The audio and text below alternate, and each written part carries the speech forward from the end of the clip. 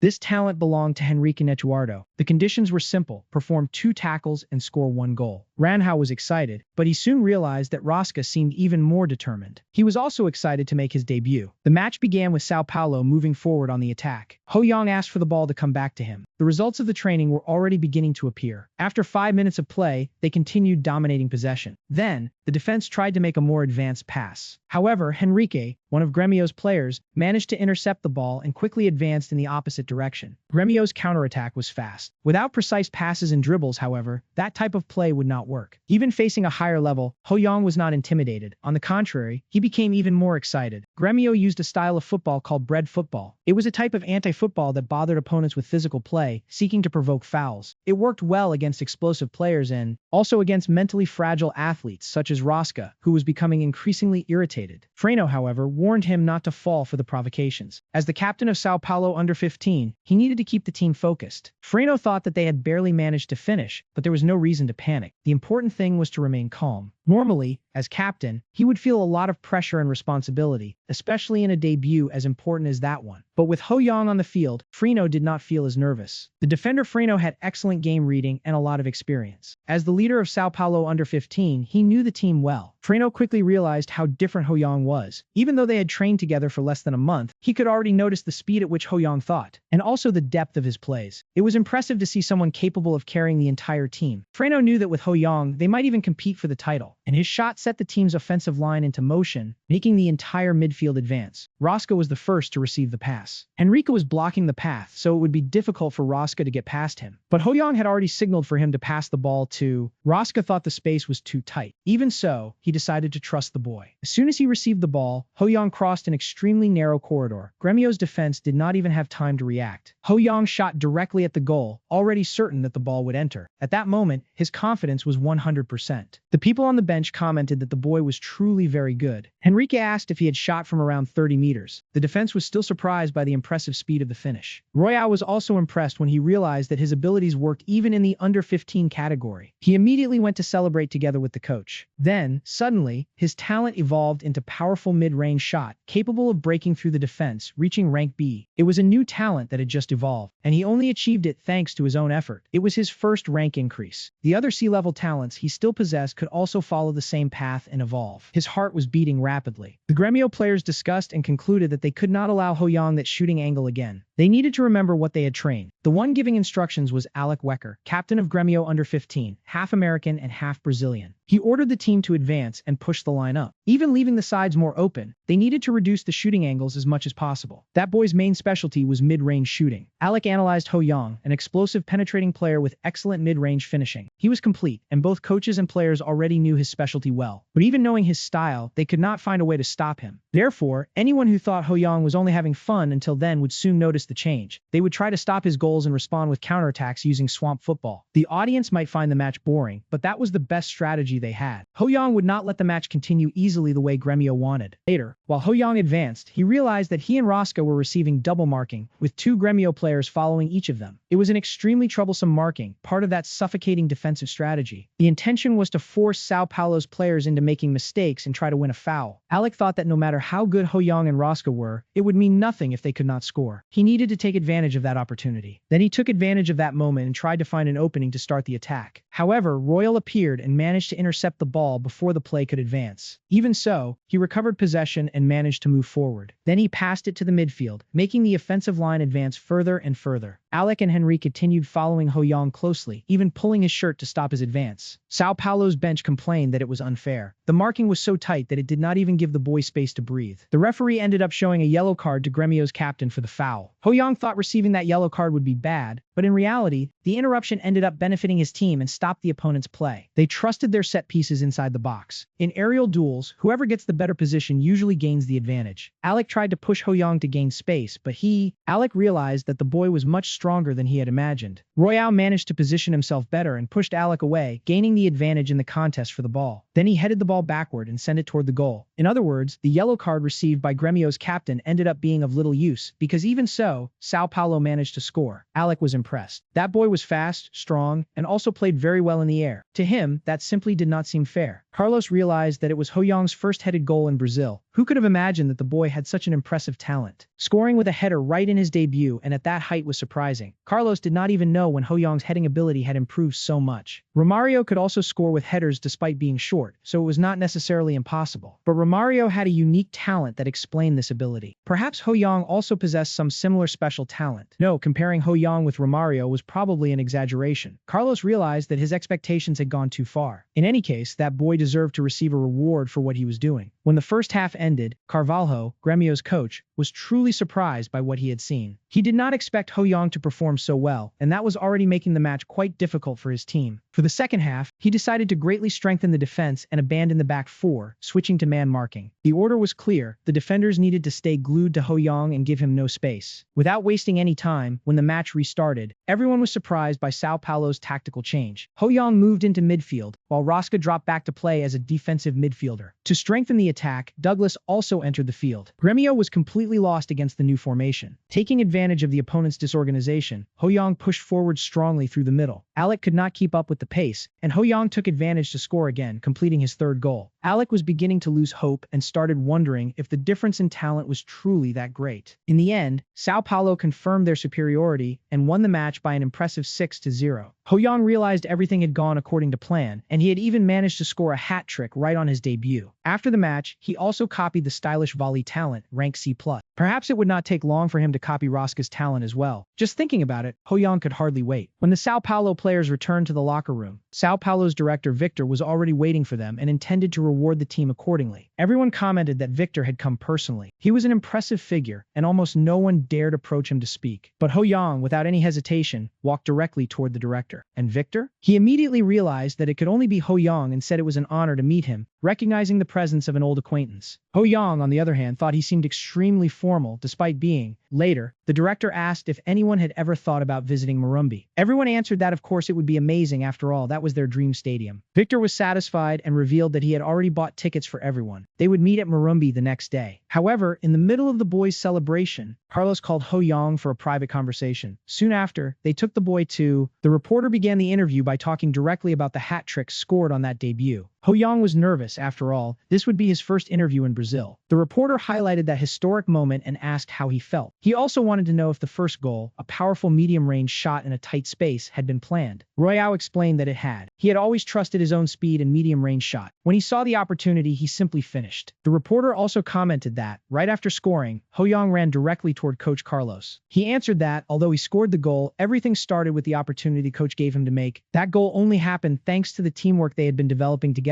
over the past month. Coach Carlos was clearly proud of the answer. The reporters were impressed. Besides playing very well, the boy also spoke Portuguese fluently. The next day, May 2nd, a Sunday, at Vitoria's training center, everyone began leaving to watch the match. Monica also wanted to take the opportunity to learn more about Brazilian football. The children kept teasing her, saying she did not even have money to buy a ticket. She missed watching matches with her parents at home, but decided to put it aside and pretend she did not care. That was when Ho Yong appeared with 2 tickets and invited her to watch the match. Monica was ecstatic, because it would be her first time watching a live game. She thanked him for the invitation, and Ho Yong replied that it was only a way to repay all the help she gave him when he learned Portuguese. He also invited Maria, but it seemed she had an appointment. When Monica passed by the boys who had been mocking her again, Royale pulled her by the arm and took her straight inside. Monica was completely enchanted by everything. When Royale passed through the first entrance, Monica asked where they were going. He explained that their seats were not in the regular stands on the side or in the VIP area. They had access to the Sky Lounge, an elevated and exclusive area of Marumbi. About 20 minutes before the match started, Monica went to buy some snacks. It was then that Royale noticed there were a huge number of people gathered in that place. He tried to find the director and the coach, but ended up realizing the two were talking with someone else. It was an older man. When Royale turned around, my friends, you would not believe it. That man was Ancelotti, the current coach of the Brazilian national team at the time this video was recorded. Ancelotti himself was impressed when he realized the boy had recognized who he was. Soon after, he called Ho Yang a foreign student and commented that he had a very observant gaze, and Ancelotti really was closely watching someone, Kaká. He commented that Kaká had already pressured Santos' defense, proving himself to be a player worthy of Milan's interest. He only hoped he would not become exhausted before joining the team. Victor asked him not to worry. After the debut, they would adjust Kaká's schedule to preserve his physical condition. Ancelotti said that when observing Kaká, he once again remembered how impressive Brazilians were. It was no coincidence that so many Brazilian players shone on teams around the world. The presence of so many Brazilians was so great that FIFA had to create a naturalization clause, and the one who trained a talent like Kaká was none other than Coach Carlos, known for discovering new prospects every year. The question now was, who would be next? Carlos replied that he had already greeted Ancelotti, but Ancelotti was surprised to discover that this was the Asian boy. Carlos calmly replied that he would see him again soon. Ho Yang himself was also impressed while watching Kaká play. Even Pelé himself has already said that he has everything needed to become a perfect star player. He is a complete midfielder, fast, excellent at creating plays, and capable of leading the team on the field. Ho Yang wondered when he would be able to copy that talent. From what he had heard, he would be going to Milan soon, so there was still much to accomplish. Suddenly, Monica picked up a piece of food and put it into her mouth. She called him an idiot, saying he was just another fan obsessed with football and Kaká. Ho Yang replied that, of course, he was a fan of Kaká. He wanted to become a great player like him in the future, but he still had a long way to go. Watching on television, Ho Yang did not notice it as much, but seeing a match live, he was impressed by the players running for 90 minutes. He could not wait to play for a real professional team. Ancelotti remained watching Ho Yang closely. He thought that boy really could become Sao Paulo's promise to succeed Kaká. It was still hard to believe. But Carlos had a reliable eye for identifying talents. He would inform the scout in Brazil about that possible future gem for Milan. In the first week of May, winter arrived in Sao Paulo, and the temperature remained around 10 degrees. Even when it dropped to only 3 degrees at times, training continued normally. Ho Yang's routine was training, returning home, going to school, and then training again. The physical trainer had already warned Ho Yang to take better care of his body. During the growth phase, neglecting this could cause problems later. His muscles were compact and in good condition, but his ligaments and tendons were still fragile. Without proper care, his balance and coordination could be affected. Ho Yang then asked if that meant he had a high risk of suffering an injury. The physical trainer confirmed it. The knee ligaments were especially vulnerable, even more because his position required quick changes of direction and constant bursts of speed. He needed to be careful because a serious knee injury could ruin his entire career. Following the physical trainer's advice, he changed his diet, corrected his posture, started stretching to improve his balance, and began various therapeutic exercises. Because of this, his routine became even busier. There was a lot of talent to develop and little time available for training, but growing in a balanced way was more important. In the end, everything came down to making choices with the future in mind. In the next match, Carlos analyzed Ho Yang while thinking that the National League had already reached its halfway point. The schedule was tight between matches and training, but the results were beginning to show. That week, Ho Yang entered the field in the second round of the National League and showed that he was improving. He provided 2 assists and helped the team secure victory. Besides that, Ho Yang formed an excellent partnership with Rush during that match. Carlos was satisfied. His chemistry with Rosca improved every day, so the National League no longer seemed like a concern. Now, the main focus would be the Super Championship the following week. The Super Championship brought together the previous year's regional champions to determine the best team in the country. It was a highly prestigious competition with a very large prize. Their first opponent would be Fluminense, the winner of 29 Campeonato Carioca titles and a team filled with high-level young prospects. At the next training session, Carlos called Ho Yang and Rosca over to talk. He explained that from that day onward, the two would undergo special preparation focused on facing Fluminense's defense. Rosca wanted to know if the players there were really that strong. Carlos replied that he might not know since he had only arrived that year, but Fluminense had an exceptional player who could perform both in attack and defense. Therefore, their role in the first line of attack would be crucial. Ho Yang became curious and asked if it was someone he knew. The coach told him to memorize that name because they would face that player at least 4 times that season. It was Marcelo Neira, a defender who, according to Carlos, could be compared to Robson. You remember that last video, don't you? Robson, let's just call him Robson. Carlos prepared a report containing records, characteristics, and weaknesses, while also comparing the main qualities of the two players. Ho-young found it impressive for an under-15 team. According to the report, Sao Paulo's performance in the previous season had been good. The coach explained that even so, last year's team had been completely dominated by Marcelo. They also needed a solid player capable of escaping pressure and troubling the opponent's defense. Marcelo Neira's pressure came from his explosive speed, so they could not leave any space. He had to stay close to the attacker before he even received the ball. Ho-young asked if he would then need to run to escape Marcelo's pressure while also preventing him from reaching the front line. Carlos confirmed that was exactly the plan. He was impressed because the boy had not only understood the theory, but had also already thought of a possible solution. Even so, Carlos warned that it certainly would not be easy. Marcelo Neira was not the only high-level defender in that league. It would not be an opponent Ho-young could overcome with theory alone. That was why his participation in that match would be crucial. Afterwards, Carlos told Rosca that Ho-young would be sent to the tactical coach. Frino and Casemiro were already waiting for him. Ho-young would undergo individual training and was instructed to come to the field the next day. There, he would meet an experienced mentor who could help him improve even further. The next morning, Carlos met with Kaká and asked if the preparations for the transfer were going well. Kaká replied that the club was facing quite a lot of difficulties. He said he was rested, using his free time to prepare. But the coach commented that he did not seem so relaxed. He had heard that Kaká had trained until the previous night. Some habits really never changed. Kaká explained that he became restless when he spent a day without touching the ball. He only wanted to maintain his basic touch and then asked what favor Carlos wanted to request. Carlos was making a request on behalf of the club. They wanted Kaká to guide a young prospect and mentor one of the players. Kaká said he had guided Douglas the previous year and asked who would be chosen this time. Carlos said it would not be fun to reveal it at that moment. He only asked Kaká to arrive at 10 o'clock because the player was probably already on the way. When the two arrived at the training field, they found a surprise. Royale was already there, training alone. As always, he had arrived right on time. Then, when Kaká approached, Royale was completely shocked. He was standing before Kaká, unable to believe what he was seeing. That great star was right there, standing in front of him. The mentor mentioned by Carlos was none other than Kaká himself, and naturally, his abilities were at an astonishing level. Prince of Football, S rank, title of Prince of Playmaking, lightning dribble, S rank, honest and kind mindset A+,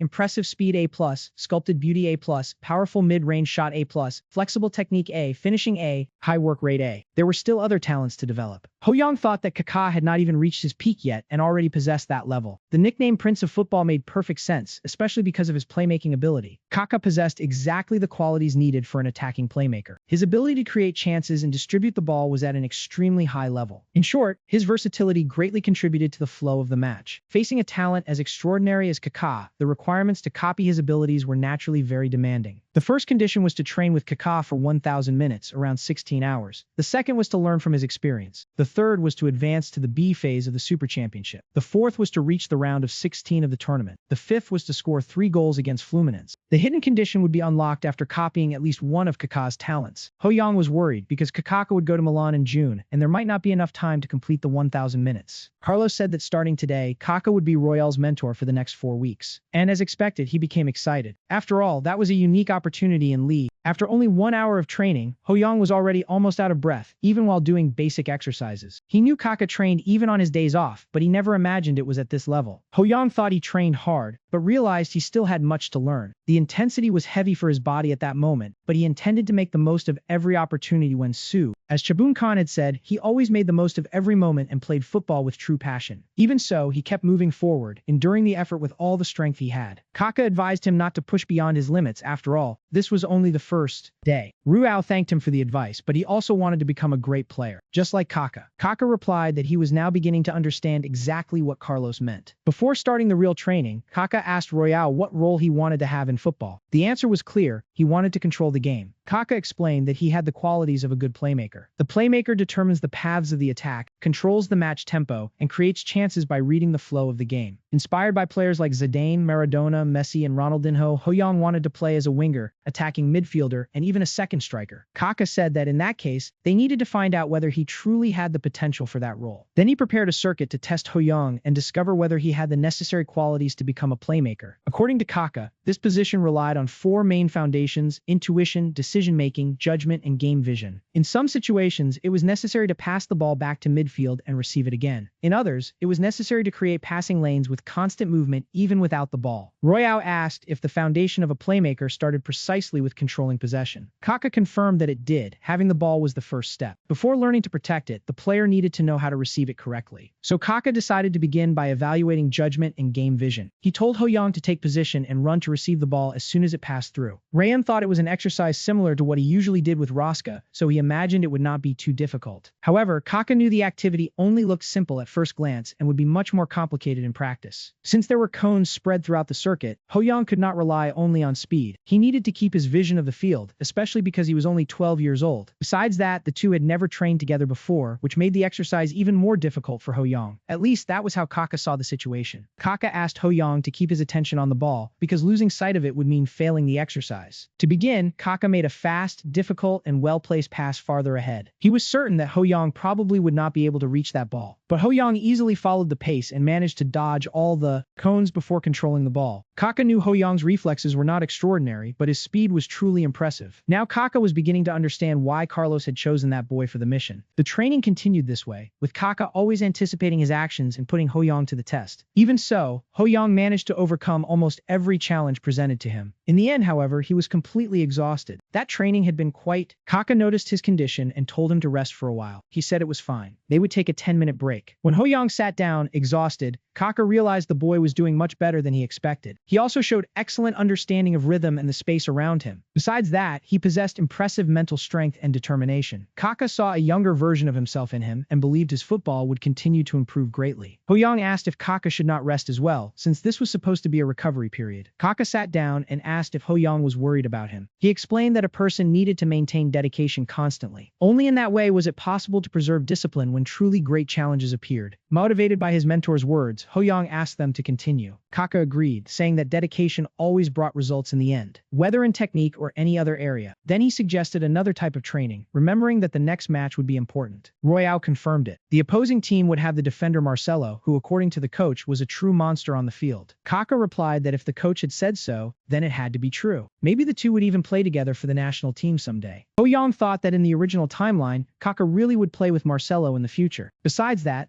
player's game vision was impressive. Kaka said that in that case, they needed to find a way to face him. Anticipating the opponent's movements and reacting correctly was fundamental for a playmaker. Following Carlos's philosophy that poor mentoring could be worse than none at all, Ho-young spent more than half the day beside Kaka. The two stayed together until leaving, learning football, mental control, routine, and discipline. He also regularly joined the team's training sessions, making the most of that valuable learning period. On the fourth day of mentoring, Kaka told Ho-young that he had actually grown up in a very comfortable situation. Because of that, football was only a hobby at first. Over time, however, it became his dream because he loved playing so much that he realized that to truly enjoy football, he needed to improve. Every night he went to the field to jump rope and train with the ball, and he also swam early in the morning. Royale then asked if he had managed to stand out during that period. Kaka replied that he had not. In fact, he stayed on the bench until he was 14. There were times when coaches and parents pressured him to give up, but he never abandoned his goal. That year, he had a major growth spurt and led the under-15 team to the title. At 18 years old, however, he suffered an accident. The accident was serious and affected his spine. The doctor said he would never play again, but Kaka believed in himself. Therefore, he advised Ho-young, who was much younger and more talented, to believe in his own potential and remember that he had 10 teammates beside him. Ho-young realized that Kaka was truly an example for any player. Training beside Kaka made his mind become more and more clear. Therefore, he sincerely thanked him for all the advice he had received. Then Ho-young stood up and said they could now discuss the training needed to stop that Marcelo. Royale asked if he wanted to know more about how to escape the pressure exerted by him. He replied that he did, without a doubt. That was a technique he used quite frequently. In 2015, there was a terrifying defender named Johnny Alves. He revealed everything he knew. And then the day of the match arrived. The stands were extremely lively. There were many people there to watch a simple under-15 match. Probably everyone had read some article about Ho-young, the young talent. When he stepped onto the field, everyone wanted to see his performance. It was his chance to prove that the promise truly deserved attention. As soon as the match began, one of the first people to control the ball was precisely Marcelo Neira. Royale stopped for a moment to analyze Marcelo's talents. Football gene rank A, tireless breakthrough A-, exceptional ball control B+2, flexible dribbling B, sharp crosses B, interception C, C+3, team play C+2, rhythmic flexibility C+2, and Marcelo's clean spin C+.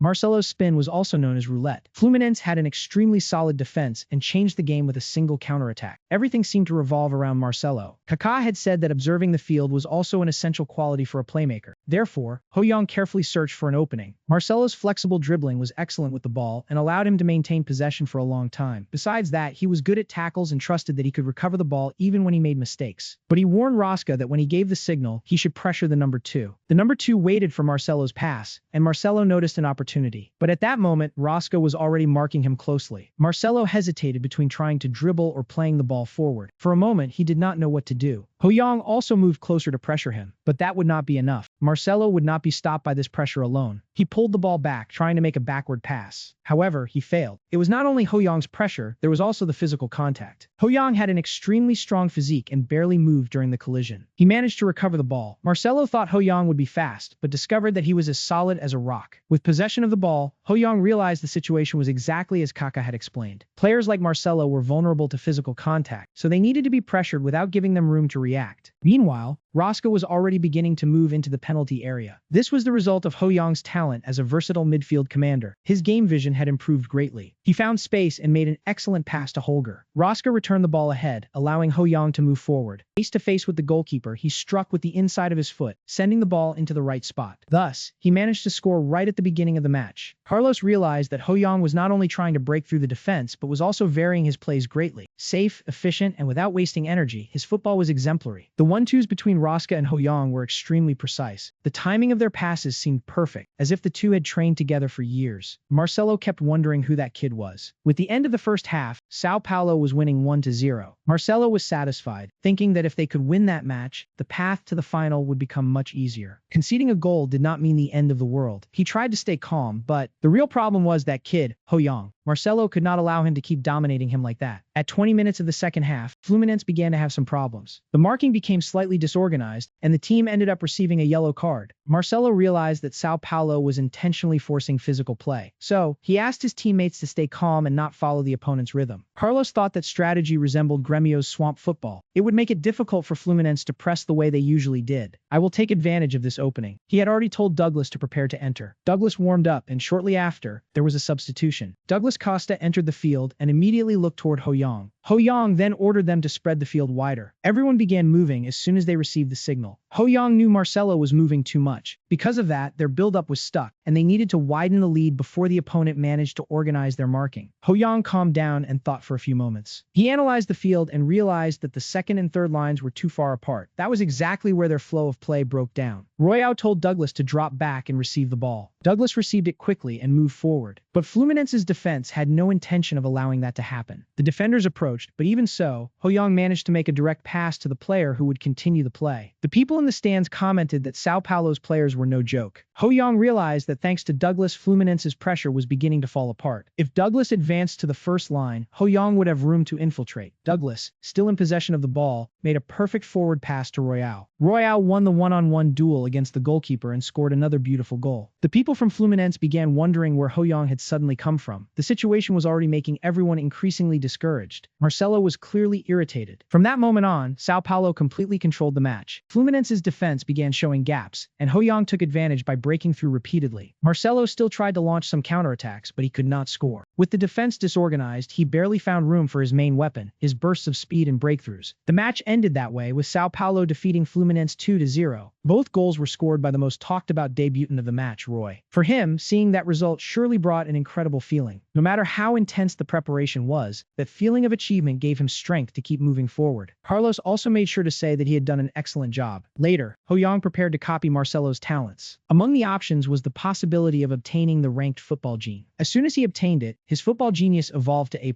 Now, he would need 15 days to copy another talent, but he had started very well, and so had the team. The team had been improving very well. If they reached the quarterfinals, they would practically be taking a shortcut toward the final, and that made Ho-Yang extremely excited. His heart raced even more when the fans began cheering for his performance. It was not only because of the talent he showed, winning that match also made Ho-Yang even happier. Meanwhile, in a cafe, Antonio Soriano was analyzing various documents and reports. According to them, there were many promising young players to observe that year. The number of reports he needed to produce was enormous. Besides that, he still had to search for new talents and handle negotiations, accumulating an endless pile of work. The cafe employees commented that the man had only ordered an American coffee and had been sitting there for 2 hours. He could at least order a cake. He remained. Antonio felt uncomfortable and realized he really needed to start working. Perhaps he could begin with the most important report. Marcelo had been completely neutralized by that A-level boy. From then on, Antonio began closely following Roy. 3 days later, in the National League, Antonio was present to watch the first match between Santos and Curitiba. Most of the people in the stands were family members, friends, and journalists. After all, it was a U15 match, so the audience was not very large. Even so, everyone was focused on only one player, considered the main prospect of that generation, Daymar. This Daymar here may cause some confusion, but this is Santos Daymar. Do not confuse him with another real player who has the same name. This was Daymar. After observing him for almost a year, Antonio realized that he still lacked a little stamina, but he was very well balanced, with impressive agility and great technique. He had very flashy technique, excellent ball control, and could combine physical lightness with a highly eye-catching ability. As expected, Santos won that match 3-0, showing the strength that Antonio imagined that the title that year would probably belong to Santos. The next match would be between Sao Paulo and Bahia. This time, he needed to observe 4 players: Casemiro, Douglas, Rosca, and Rodrigo. Antonio wanted to discover what kind of football each of them would display. Later, he was impressed by what he saw. Royao truly seemed special. He had solid fundamentals and his own repertoire of plays. Besides creating as a midfielder, he could also play in various positions. He was an extremely versatile player with 9 successful dribbles and 3 shots on target, even though he was substituted around the 60th minute. He was probably rested for the next duel against Fluminense. He had natural talent, technical quality, and good physical ability without any obvious weakness. With these characteristics, he could even compete in professional football. But Antonio still needed to wait to find out. Later, Ho Yang and his teammates celebrated their 3-0 victory over Bahia. The practice plays had worked very well, and Ho Yang also played an important role in keeping the team motivated. Even so, he was the first to leave the group. He considered the result positive, but admitted that his finishing efficiency could have been better. If he had stayed, he might have scored another goal. Next time, he would have to learn how that player managed to score so many goals. The season was still long, and the world was full of talents, so there was no reason to rush. At that moment, Antonio approached and handed him his business card. He was a scout for a football club and wanted to talk with Ho Yang. When Roinhao received the card, he realized that the man was from Madrid. Antonio told him not to think too much about it. A Spanish club had already recognized and valued his talent. They would certainly meet again soon, and he would be cheering for Ho Yang. 4 days later, after a 5-hour flight, they finally arrived in Rio de Janeiro. Carlos explained that during the National League matches, they had saved energy while thinking about their rematch against Fluminense. In the last match, they won 2-0, but they knew the opponent would not accept another result so easily, especially while playing at home. Any small loss of concentration could end up costing them dearly. If they won, the path to the final would become easier. A victory, a draw, or even a loss by only 1 goal would be results. Any of those results would guarantee qualification for the quarterfinals of the Super Championship. Now, they needed to show what they were truly capable of. During the greetings before the match, Marcelo Mira shook his hand on purpose, using excessive force. And Ho Yang thought, look at this guy. There was no way he could lose that match. That was the perfect opportunity to obtain Kaka's talent, advance to the quarterfinals, and also copy Marcelo's own talent. Perhaps because he had already copied the football genius, the conditions were now easier. Before, he needed to face Marcelo for 60 minutes, score a goal, and stop an advance. This time, it would be a one-on-one confrontation of individual technique. As soon as the match began, Ho Yang noticed that Fluminense's formation had changed. The wings were reinforced, with a more open 4-4-2 structure, a direct response to Sao Paulo, which played compactly through the middle. Marcelo was positioned on the right wing, and that was exactly where Fluminense intended to begin their attacks, probably. But Ho Yang already had a plan. He told Rosca to fall back, and if the opponent strengthened the team, they would switch to a 4-3 formation. Carlos realized that Fluminense had thought through their strategy well, but the midfield would become vulnerable. Therefore, they needed to dominate that area and prevent the ball from being distributed to the wings. 8 minutes into the first half, Douglas tried to advance, but he was surrounded from all sides. The opponents marked him with such intensity that it felt like a decisive battle. Ho Yang realized that this was a problem. The team was struggling precisely in the midfield, where their strategy was supposed to work best. Rosca was also unable to fulfill his role as planned. During a challenge, he ended up pushing a player and fell fell together with him. Both of them ended up injured. In the end, Rosca received a red card and was sent off. Ho-young thought Rosca had simply lost his balance while trying to recover. Clearly, he had not done it on purpose. Ho-young knew that Rosca's sending off would have serious consequences. In the Brazilian Super Championship, a red card meant a 2-match suspension. Even if the team advanced in the competition, Rosca would not be able to participate in the next 2 matches. The referee then asked what his name was. Kid. Rosca replied that it had been an accident and that he had not done it on purpose. The referee interrupted him and gave a final warning. He ordered him to say his name. Ho-young told Rosca to do what the referee was asking. The decision had already been made, and complaining at that moment would only make everything worse. Rosca identified himself and ended up being removed from the Ma. Ho-young knew very well that arguing with the referee was never a good idea. Everyone noticed Rosca's frustration, and the rest of the team was also clearly shaken by what had happened. They had spent 4 full days training for that match. All that effort seemed to be ruined by an injustice. No matter how much the home advantage mattered, at certain moments, they needed to trust only their own weapons. Ho-young knew that luck was also part of football. However, in that situation, they would need to win through ability, no matter the cost. With one less player on the field, it was inevitable that the team would feel the impact of that disadvantage. Carlos called Frino, the captain, and explained that there was no problem giving up possession. The important thing was to close passing lanes, avoid spaces for shots, and not get into unnecessary physical battles. They would use the false 9 strategy. Douglas would drop back, while Ho-young would take on this versatile role, starting as a center forward but constantly returning to help the midfield. In short, he would practically be a midfielder disguised as an attacker. Frino passed these instructions to Ho-young because the team needed to maintain organization, especially during counterattacks. Ho-young carried a huge responsibility in this strategy. He was one of the team's main hopes, needing to help both in defense and in the fight for control of the midfield. Ho-young ran tirelessly, determined not to disappoint Carlos. He helped the midfielders through the center and, when necessary, dropped even deeper to follow the defenders. He also actively participated in defense, helping intercept passes and avoiding reckless physical challenges. Ho-young realized that they would eventually lose if things continued this way. The space left by Rosca was too large to ignore. And then he realized, wait, the space left by Rosca's absence was truly enormous. It was an extremely difficult situation, and Ho-young noticed it immediately. Ho-young knew that no matter how much they reinforced their defense, the opponent could simply increase the pressure in attack. Besides that, Marcelo was a huge problem. He was in excellent form and could run across the entire field without slowing down. He was a completely different player from the one they had faced in the previous match. Marcelo made a precise pass, and the Fluminense striker took advantage to score with a header. Reinhao thought that was terrible and asked everyone to stay focused. There was still a chance to win, but the fans were intensely supporting Fluminense, who were playing at home. It was not just a difficult match. The shouting and taunts increased the pressure even more. The fans intimidated Sao Paulo's players with their chants, and even the captain could not escape that pressure. Shortly before halftime, Marcelo provided another assist, and the first half ended with Fluminense leading 2-0. In the Sao Paulo locker room, the atmosphere was filled with discouragement and tension. The players felt they were being completely dominated. When Carlos entered the room, he took a deep breath before beginning to speak. Then he said they were being pathetic. He asked what they thought they were doing on the field. The team was so intimidated that Carlos asked what they were afraid of. Frino replied that it seemed like any contact with the opponent ended up being called as a foul against them. Carlos asked them to be careful in physical challenges, but made it clear that this did not mean playing passively. That situation was not unusual in football. They were still youth players, but that stage already demanded an almost professional attitude. Perhaps they had forgotten everything they had learned about professional mentality. No matter what happened, they could not abandon that attitude. Losing the desire to fight was unacceptable. Carlos wanted them to understand exactly that attitude. The home fans and the club itself would not make anything easy. The goal remained to win, and, at the very least, show everything they had prepared. Carlos approached Ho-young and said that he had done well earlier. If he had not interfered, Rosca could have received a 3-match suspension. Ho-young replied that because of this, the players were failing to pressure the opponent as they should. They were afraid and, no matter the situation, ended up playing passively. Carlos said that Ho-young would need to play using his head. That was why he had placed the boy in the false 9 role. It would be difficult, but given the current situation, Ho-young's role was essential for the team. When Ho-young left the room, Rosca was waiting for him. He said he did not like the intervention at that moment, but still thanked him for the help. Afterwards, he asked Ho-young to do his best. He replied that he would do so and left the rest to. From that point on, Ho-young began to see the match from a broader perspective, thinking about the game as a whole. In the home and away matches, the aggregate score against Fluminense was tied at 2-2. If Sao Paulo conceded another goal, they would be eliminated. If they managed to equalize, the decision would go to penalties. Every movement of the players in the second half would be decisive and could determine the result of that match. Sao Paulo still showed some insecurity, but they had already improved greatly. Their movements were clearly different from those shown in the first half, especially Captain Frino, who organized the defensive line with precision and remained completely focused. Ho Yang asked them not to worry. He would be able to control the midfield. Freno then maintained his concentration, as he knew he could fully trust his teammates. He instructed Rafina to press more carefully, while Santoro would be responsible for covering the space ahead. The players quickly obeyed and took their positions. The two blocked Marcelo's path, preventing any offensive advance. Marcelo realized he would not be able to break through that marking, and to make matters worse, Sao Paulo did not even need to resort to fouls. The situation had changed since the beginning. Sao Paulo's defense was competing for every ball with much greater intensity, making Fluminense's attacks completely difficult. Meanwhile, the fans continued making a lot of noise and supporting Fluminense. Ho Yang realized that everyone was becoming passive without even noticing. Even so, they were overcoming that situation through sheer determination, and he needed to do the same. At that moment, defense was the most important thing. It was the main key for Sao Paulo to deal with that unfavorable situation. Marcelo, however, was very intelligent. Even surrounded by two markers, he still had space on the left, but it was impossible to form a line with three defenders. If they did that, the right side would become vulnerable. And the biggest problem at that moment was physical endurance. With only 10 players, the exhaustion was much greater than with 11. As time passed, the situation became increasingly difficult. When they reached 25 minutes into the second half, Sao Paulo was already at their physical limit. The team continued fighting with determination, but the fatigue was obvious. The Fluminense coach realized that, as expected, his team had an advantage both in player numbers and physical condition. It was time to move forward and search for another goal. The strategy of a team with an advantage was to take advantage exactly when the opponent began losing strength. Marcelo coordinated his teammates, asking them to open spaces and make the field wider. Sao Paulo could no longer keep up with the marking. Fluminense was moving at a much higher speed. Freno realized that it was dangerous. If they continued at that pace, they would eventually score. The Fluminense striker managed to finish the play. The ball headed toward the goal, but the goalkeeper managed to make the save. Even so, Fluminense maintained their constant attack, without slowing down and preserving their physical condition. Marcelo attempted another shot. The ball headed toward the goal, but the goalkeeper saved it again. However, that sequence was also exhausting the goalkeeper, who was perhaps the player in the best physical condition on the entire team. There were 10 minutes left to score at least once. Otherwise, the match would go to penalties. Ho Yang needed to find a way to stop Marcelo. Carlos asked them to endure until extra time. Less than 10 minutes remained. The pain could be shared among everyone. They needed to work together no matter what happened. Even completely exhausted, Sao Paulo gained even more motivation. Royale knew that when the body began reacting passively, the mind needed to take an active stance. It was time to think of a way out. The biggest problem remained Marcelo on the left. If they could control that side, they could at least keep the defense balanced. Marcelo kept attacking through Santoro's side. Royale would not be surprised if the defense was broken through from the left at any moment. They needed to find a strategy capable of enduring Marcelo's constant advances. Then, he had an idea. From that point onward, it would be all or nothing. The fans also gave even more strength to Fluminense, who were playing in front of their own supporters. Marcelo realized that Sao Paulo was already exhausted. Regardless of what they said, Fluminense had the advantage in terms of physical condition. Besides that, Ho Yang was overloaded, performing tasks far beyond his usual responsibilities. In the Fluminense locker room, the coach stated that Sao Paulo would soon run out of stamina. In the second half, they should escape the pressure while launching large-scale attacks at the same time. And that was exactly what they were doing, trying to take advantage of the opportunity to score another goal. Fluminense increased the speed of the game. Everything indicated that they were preparing a decisive attack. The pass found Marcelo, who was already accelerating forward. But Ho Yang managed to intercept the pass before Marcelo received it. Marcelo did not notice the exchange between Santoro and Ho Yang. Since Ho Yang was in better condition, they had decided to abandon the search for an attack and take the match to penalties. Marcelo acknowledged that Ho Yang was an excellent player, but if he could overcome him as an opponent, he could attract even more attention. It would earn him points with scouts and could also lead his team to victory. This time, he wanted to surpass Royale, but that very player was responsible for marking him. Marcelo tried not to feel intimidated and needed to find a solution. He needed to get past Ho Yang, but the marking remained firm. Royale continued standing before him like a true wall. At the same time, he avoided Marcelo's movements to prevent contact. Marcelo thought it did not matter. There were other alternatives, and he did not necessarily need to win that individual duel. He passed the ball to the striker, who was already moving forward, and ran into a more advanced position, waiting to receive it again. But Ho Yang intercepted once more. His response was extremely fast. Marcelo then told the other player that he should have opened the angle a little more to make the pass easier. He realized that perhaps he had made a mistake. Maybe he should have waited a little longer before acting. There was still plenty of time, so the match would have to be decided in extra time. But Ho Yang initiated Sao Paulo's counterattack. There was only 1 minute left until the end of the second half. Carlos knew that regardless of possession or how many players were sent off, the team that scored more would win. Even with only 1 minute remaining, everything would still be decided by the goals. Santoro managed to make the attacking pass. The few Sao Paulo sub-15 fans present in the stands watched everything with tension. Marcelo warned that they could not let Hoyong escape under any circumstances. Even so, Hoyong continued moving forward like a blade, cutting through the opposing defense. No one understood how Zuhonian could maintain that speed even so close to the end of the match, but he remained firm and advanced at an impressive pace. His legs were already heavy, especially his knees, but only 1 minute remained. There was only 1 minute left when Sao Paulo finally began their counterattack. They needed to use every second available. The Fluminense supporters, much larger in that stadium, began booing and tried to pressure Sao Paulo into losing confidence. Hoyong, however, did not stop. His heart felt like it was about to explode as he struggled to breathe and his body began to lose its rhythm. And it was not only him. His teammates also remained firm, enduring the effort for that single goal. Even so, he thought he needed to find a way out. That was much harder than the clash against Bayern Munich, which had gone into extra time. Now, it seemed everyone was moving forward only through sheer willpower. Hoyong kept his mind calm and his body firm, just like Shabun Khan. Above all, he kept his heart burning. Marcelo thought it was impossible to understand. At that stage of the match, no one should still have so much physical energy left. Royale managed to completely break through the opposing defense. Santoro advanced along the right side of the box, but decided not to pass. He continued alone and managed to score Sao Paulo's first goal of the match. The ball almost ripped into the net. With that goal, Sao Paulo would secure their place in the quarterfinals. Douglas and Frino were impressed and said that Hoyong was undoubtedly a true monster. He performed his signature celebration, which had been stolen along with some of his talents. However, at that moment, Hoyong unexpectedly awakened a new talent: burning willpower, rank A. During his first year, he spent a long time carefully observing his teammates. It was incredible that a talent of that level had only awakened now. It could have taken several years, but he finally achieved it. Even so, Hoyong wondered whether he had gained that talent through effort or if it had always been dormant inside him. Either way, this was not the end. The appearance of this talent showed that his growth potential still seemed limitless. Thanks to this, he gained much greater mental resistance and an even stronger willpower. Sao Paulo captain warned that the match was not over yet. Even though they were winning 3-2 on aggregate, everyone needed to stay alert until the final whistle. Sao Paulo was exhausted and could barely continue, but no one gave up. Everyone remained standing until the very last moment. Finally, the referee ended the match, and Sao Paulo secured their qualification for the Super Championship quarterfinals. The aggregate score ended 3-2 for Sao Paulo. Rosca was satisfied with the result, even though he had watched the match from the bench. With qualification secured, Hoyong could choose another talent to acquire: active overlay, exceptional dribbling B+, flexible rhythm C+,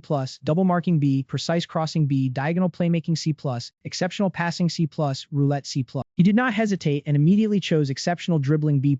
Marcelo, who was extremely dissatisfied and even cried on the field, would end up having his marking talent, flexible double, copied. They would probably face each other 2 more times that season, and Hoyong advanced to the quarterfinals carrying Marcelo's talent with him. Hoyong was very satisfied with how close he had come to victory. The scout might also have been watching, so it was a good opportunity to attract attention. At that moment, however, Hoyong approached him to exchange shirts. Marcelo could not believe that this very opponent was trying to comfort him. Even so, he accepted. He acknowledged the defeat and decided he would never forget that match. He would use that experience as fuel to move forward and become even stronger. In Sao Paulo's room, Carlos praised the team's performance, but he reminded them that they had only reached the quarterfinals, so they could not relax. There were still important matches ahead, including the National Championship and the Regional League, which would take place in June. In December, the Champions League would begin. Therefore, Carlos asked everyone to also prepare themselves mentally for the upcoming challenges. For Hoyong, the Champions League seemed like a great opportunity. He could meet many talents from other countries and learn from them. Carlos also told Hoyong that someone was waiting for him in the stands. Hoyong went there to meet Hang Tasak. He was the journalist who had welcomed Hoyong at the airport when he returned to Korea the previous year. Of course, Hoyong remembered him. Hang Tasak explained that he was in Brazil as a special correspondent for the 2014 World Cup. After learning that Hoyong was playing, he decided to go to the stadium to watch him. Hoyong thanked him for continuing to show so much interest in his career. Hang Tasak replied that he was the one who should be thankful. The previous interview had become a cover story for the journalist. Hoyong was already quite famous, but the impact would grow even more after that article. Then, the journalist asked if he was feeling any pressure. Hoyong replied that he was not. For him, dealing with expectations and anxiety was part of a professional's life, and he was grateful for having having that opportunity. But he asked the journalist not to make any malicious edits in the article, especially those criticisms involving other players. Hang Tae-seok told him not to worry. Then, he promised to conduct a good interview, from one Korean to another. At the end of the interview, after writing down several pieces of information in his notebook, the journalist decided to ask one final question. He knew that Ho-young had a great relationship with Chaebol Khan, a legend of Korean football, and asked if he would accept a future invitation to the youth national team. Royale answered yes, because that was an opportunity every player dreamed of receiving. In fact, he knew that learning directly from coach Chaebol Khan and being called up for the national team would be important. He would have to postpone his move to Europe for a while, but he believed it would be worth it. Hwang then asked about his next plans, including a possible move to Europe and his professional debut for Sao Paulo. Ho-young chose to avoid the question and only answered that, for now, he intended to focus all his attention on the present. The journalist said that was fine and decided to end the interview at that moment. Afterwards, he sincerely thanked Ho-young for agreeing to talk. He looked quite tired, but felt that all that effort would result in an excellent article. He also congratulated Ho-young in advance for qualifying for the quarterfinals. The Mom Award had not even been announced yet, but it seemed so certain that even a child could predict the winner. After taking a photo of Ho-young, he said goodbye, promising to closely follow his future performances. For those who do not know, Mom means man of the match, something similar to MVP. Hang Tae-seok was already saying that Ho-young had practically secured the award, even before the official announcement. That night, Ho-young went to sleep early, completely exhausted. The award was announced and given to him on the same day, but he only learned about the news the following morning. When he woke up, his entire body ached from the effort. First, he realized that he had fulfilled all the necessary conditions to acquire Kaka's talents. He already had excellent field vision, natural mentality, and great midfield scores, so he decided to save those options for now. Among the remaining options were Kaka's football prince, unique ranked talent, as well as honest and kind mentality, sculpted beauty, and powerful mid-range shot. Ho-young was torn between Football Prince, a unique ranked talent, and Sculpted Beauty, which also had a high classification. After thinking carefully, he realized there was another more advantageous choice. He decided to prioritize the unique ranked talent, since only Kaka possessed that talent, while any player could have an A-ranked talent. After that, he would need to wait 30 days to copy another talent, which was a major limitation. Later, Ho-young met Kaka again for training. Kaka was pleased to see him so motivated, but asked if he was really okay, since he had been exhausted in the last game and could rest that day. Ho-young replied that he wanted to make the most of his training with Kaka while he still had that opportunity. Therefore, Kaka did not try to stop him. When analyzing Kaka through the system, Royale realized that the conditions for the next talents had been reduced. He would need to train 300 minutes with Kaka, win another league match, and achieve 2 goals and 2 assists in an official game. In addition, he needed to complete 2,000 total tutoring minutes, a hidden condition that had finally been revealed. Once completed, he would be able to copy an S-ranked talent, lightning dribbles. Kaka commented that despite the fatigue, Ho-young seemed to be in a great mood. Roinhao replied that he was, and thanked his teacher for that. He thought he would make excellent use of that talent once he could finally use it. Meanwhile, Victor was participating in a meeting with. He commented that scouts had been bothering them a lot lately, always asking for information and wanting to know if he had watched the previous day's game. Carlos replied that the pressure would probably only increase as time went on. After all, Royale's form was excellent. Winning the championship that season no longer seemed like just a distant dream. Carlos wanted to help all those young players on the team show the best football they possibly could. For that, he wanted the director to submit an appeal against the red card given to Rosca. A few days later, the Federation responded to Sao Paulo's request. The committee concluded that Rosca's action had not been intentional. The decision was recognized as a refereeing mistake, and the red card Rosca received was eventually overturned. Naturally, everyone was very excited about the news. Finally, he would be able to return to. Meanwhile, in Korea, Hang Tae-seok's interview was causing a huge reaction. The South Korean prodigy Ho-young, chosen as mom in the Super Championship round of 16, had expressed his desire to join the youth national team and could be called up as early as next year. The news generated many comments online and sparked the most varied reactions among fans. While many praised the young player, malicious comments also appeared with the intention of damaging his reputation. Meanwhile, in Brazil, Kaka was ending his mentorship with Ho-young as he needed to leave for Milan. Kaka replied that he would certainly find an opportunity to watch one of his games someday. As he said goodbye to Kaka, Ho-young thought about how much he had learned thanks to that mentorship. During that period, he had obtained several talents. Some took a long time to acquire, but Ho-young could hardly wait to use them. Among them was Rosca's precise judgment. There was also Kaka's sculpted beauty. Besides those, he possessed his unique talent and the S-rank lightning dribbles. After the intense battle against Marcelo Neira, it was finally time to receive the deserved reward. The system informed him that lightning dribbles could be combined with a similar talent, Cha's speed run. Ho-young wondered if a unique ranked talent could be transferred into S-rank. This meant that, in certain situations, a unique talent could be inferior to an S-ranked talent. The system explained that the complete transfer would take 15 days. During that period, Ho-young could not copy literally any other talent. Ho Young had to think carefully about it because the further he advanced in football and abilities, the more complex the system's functions became. Until then, he had discovered around 9 main rules. The first was that he could not unlock an inferior talent of the same type he already possessed, although he could obtain a superior version. The second rule stated that talents were classified by titles. Legendary, unique, S, A, B, and C. Legendary and unique were independent categories from S to C. The third established that title talents could only belong to elite players over 18 years old. An example was Football Prince. Unique ranked talents were exclusive to a certain player and could not be obtained by anyone else. When a player retired, his unique talent would be considered legendary. The fourth rule was that the conditions for obtaining talents varied greatly. Some could be gained in a single match, while others required a long time. The fifth stated that the grade did not determine rarity because effectiveness depended on how the talent was used. A C+3 talent, for example, was not necessarily 3 times more valuable than a C talent. A step over could have twice the efficiency or only one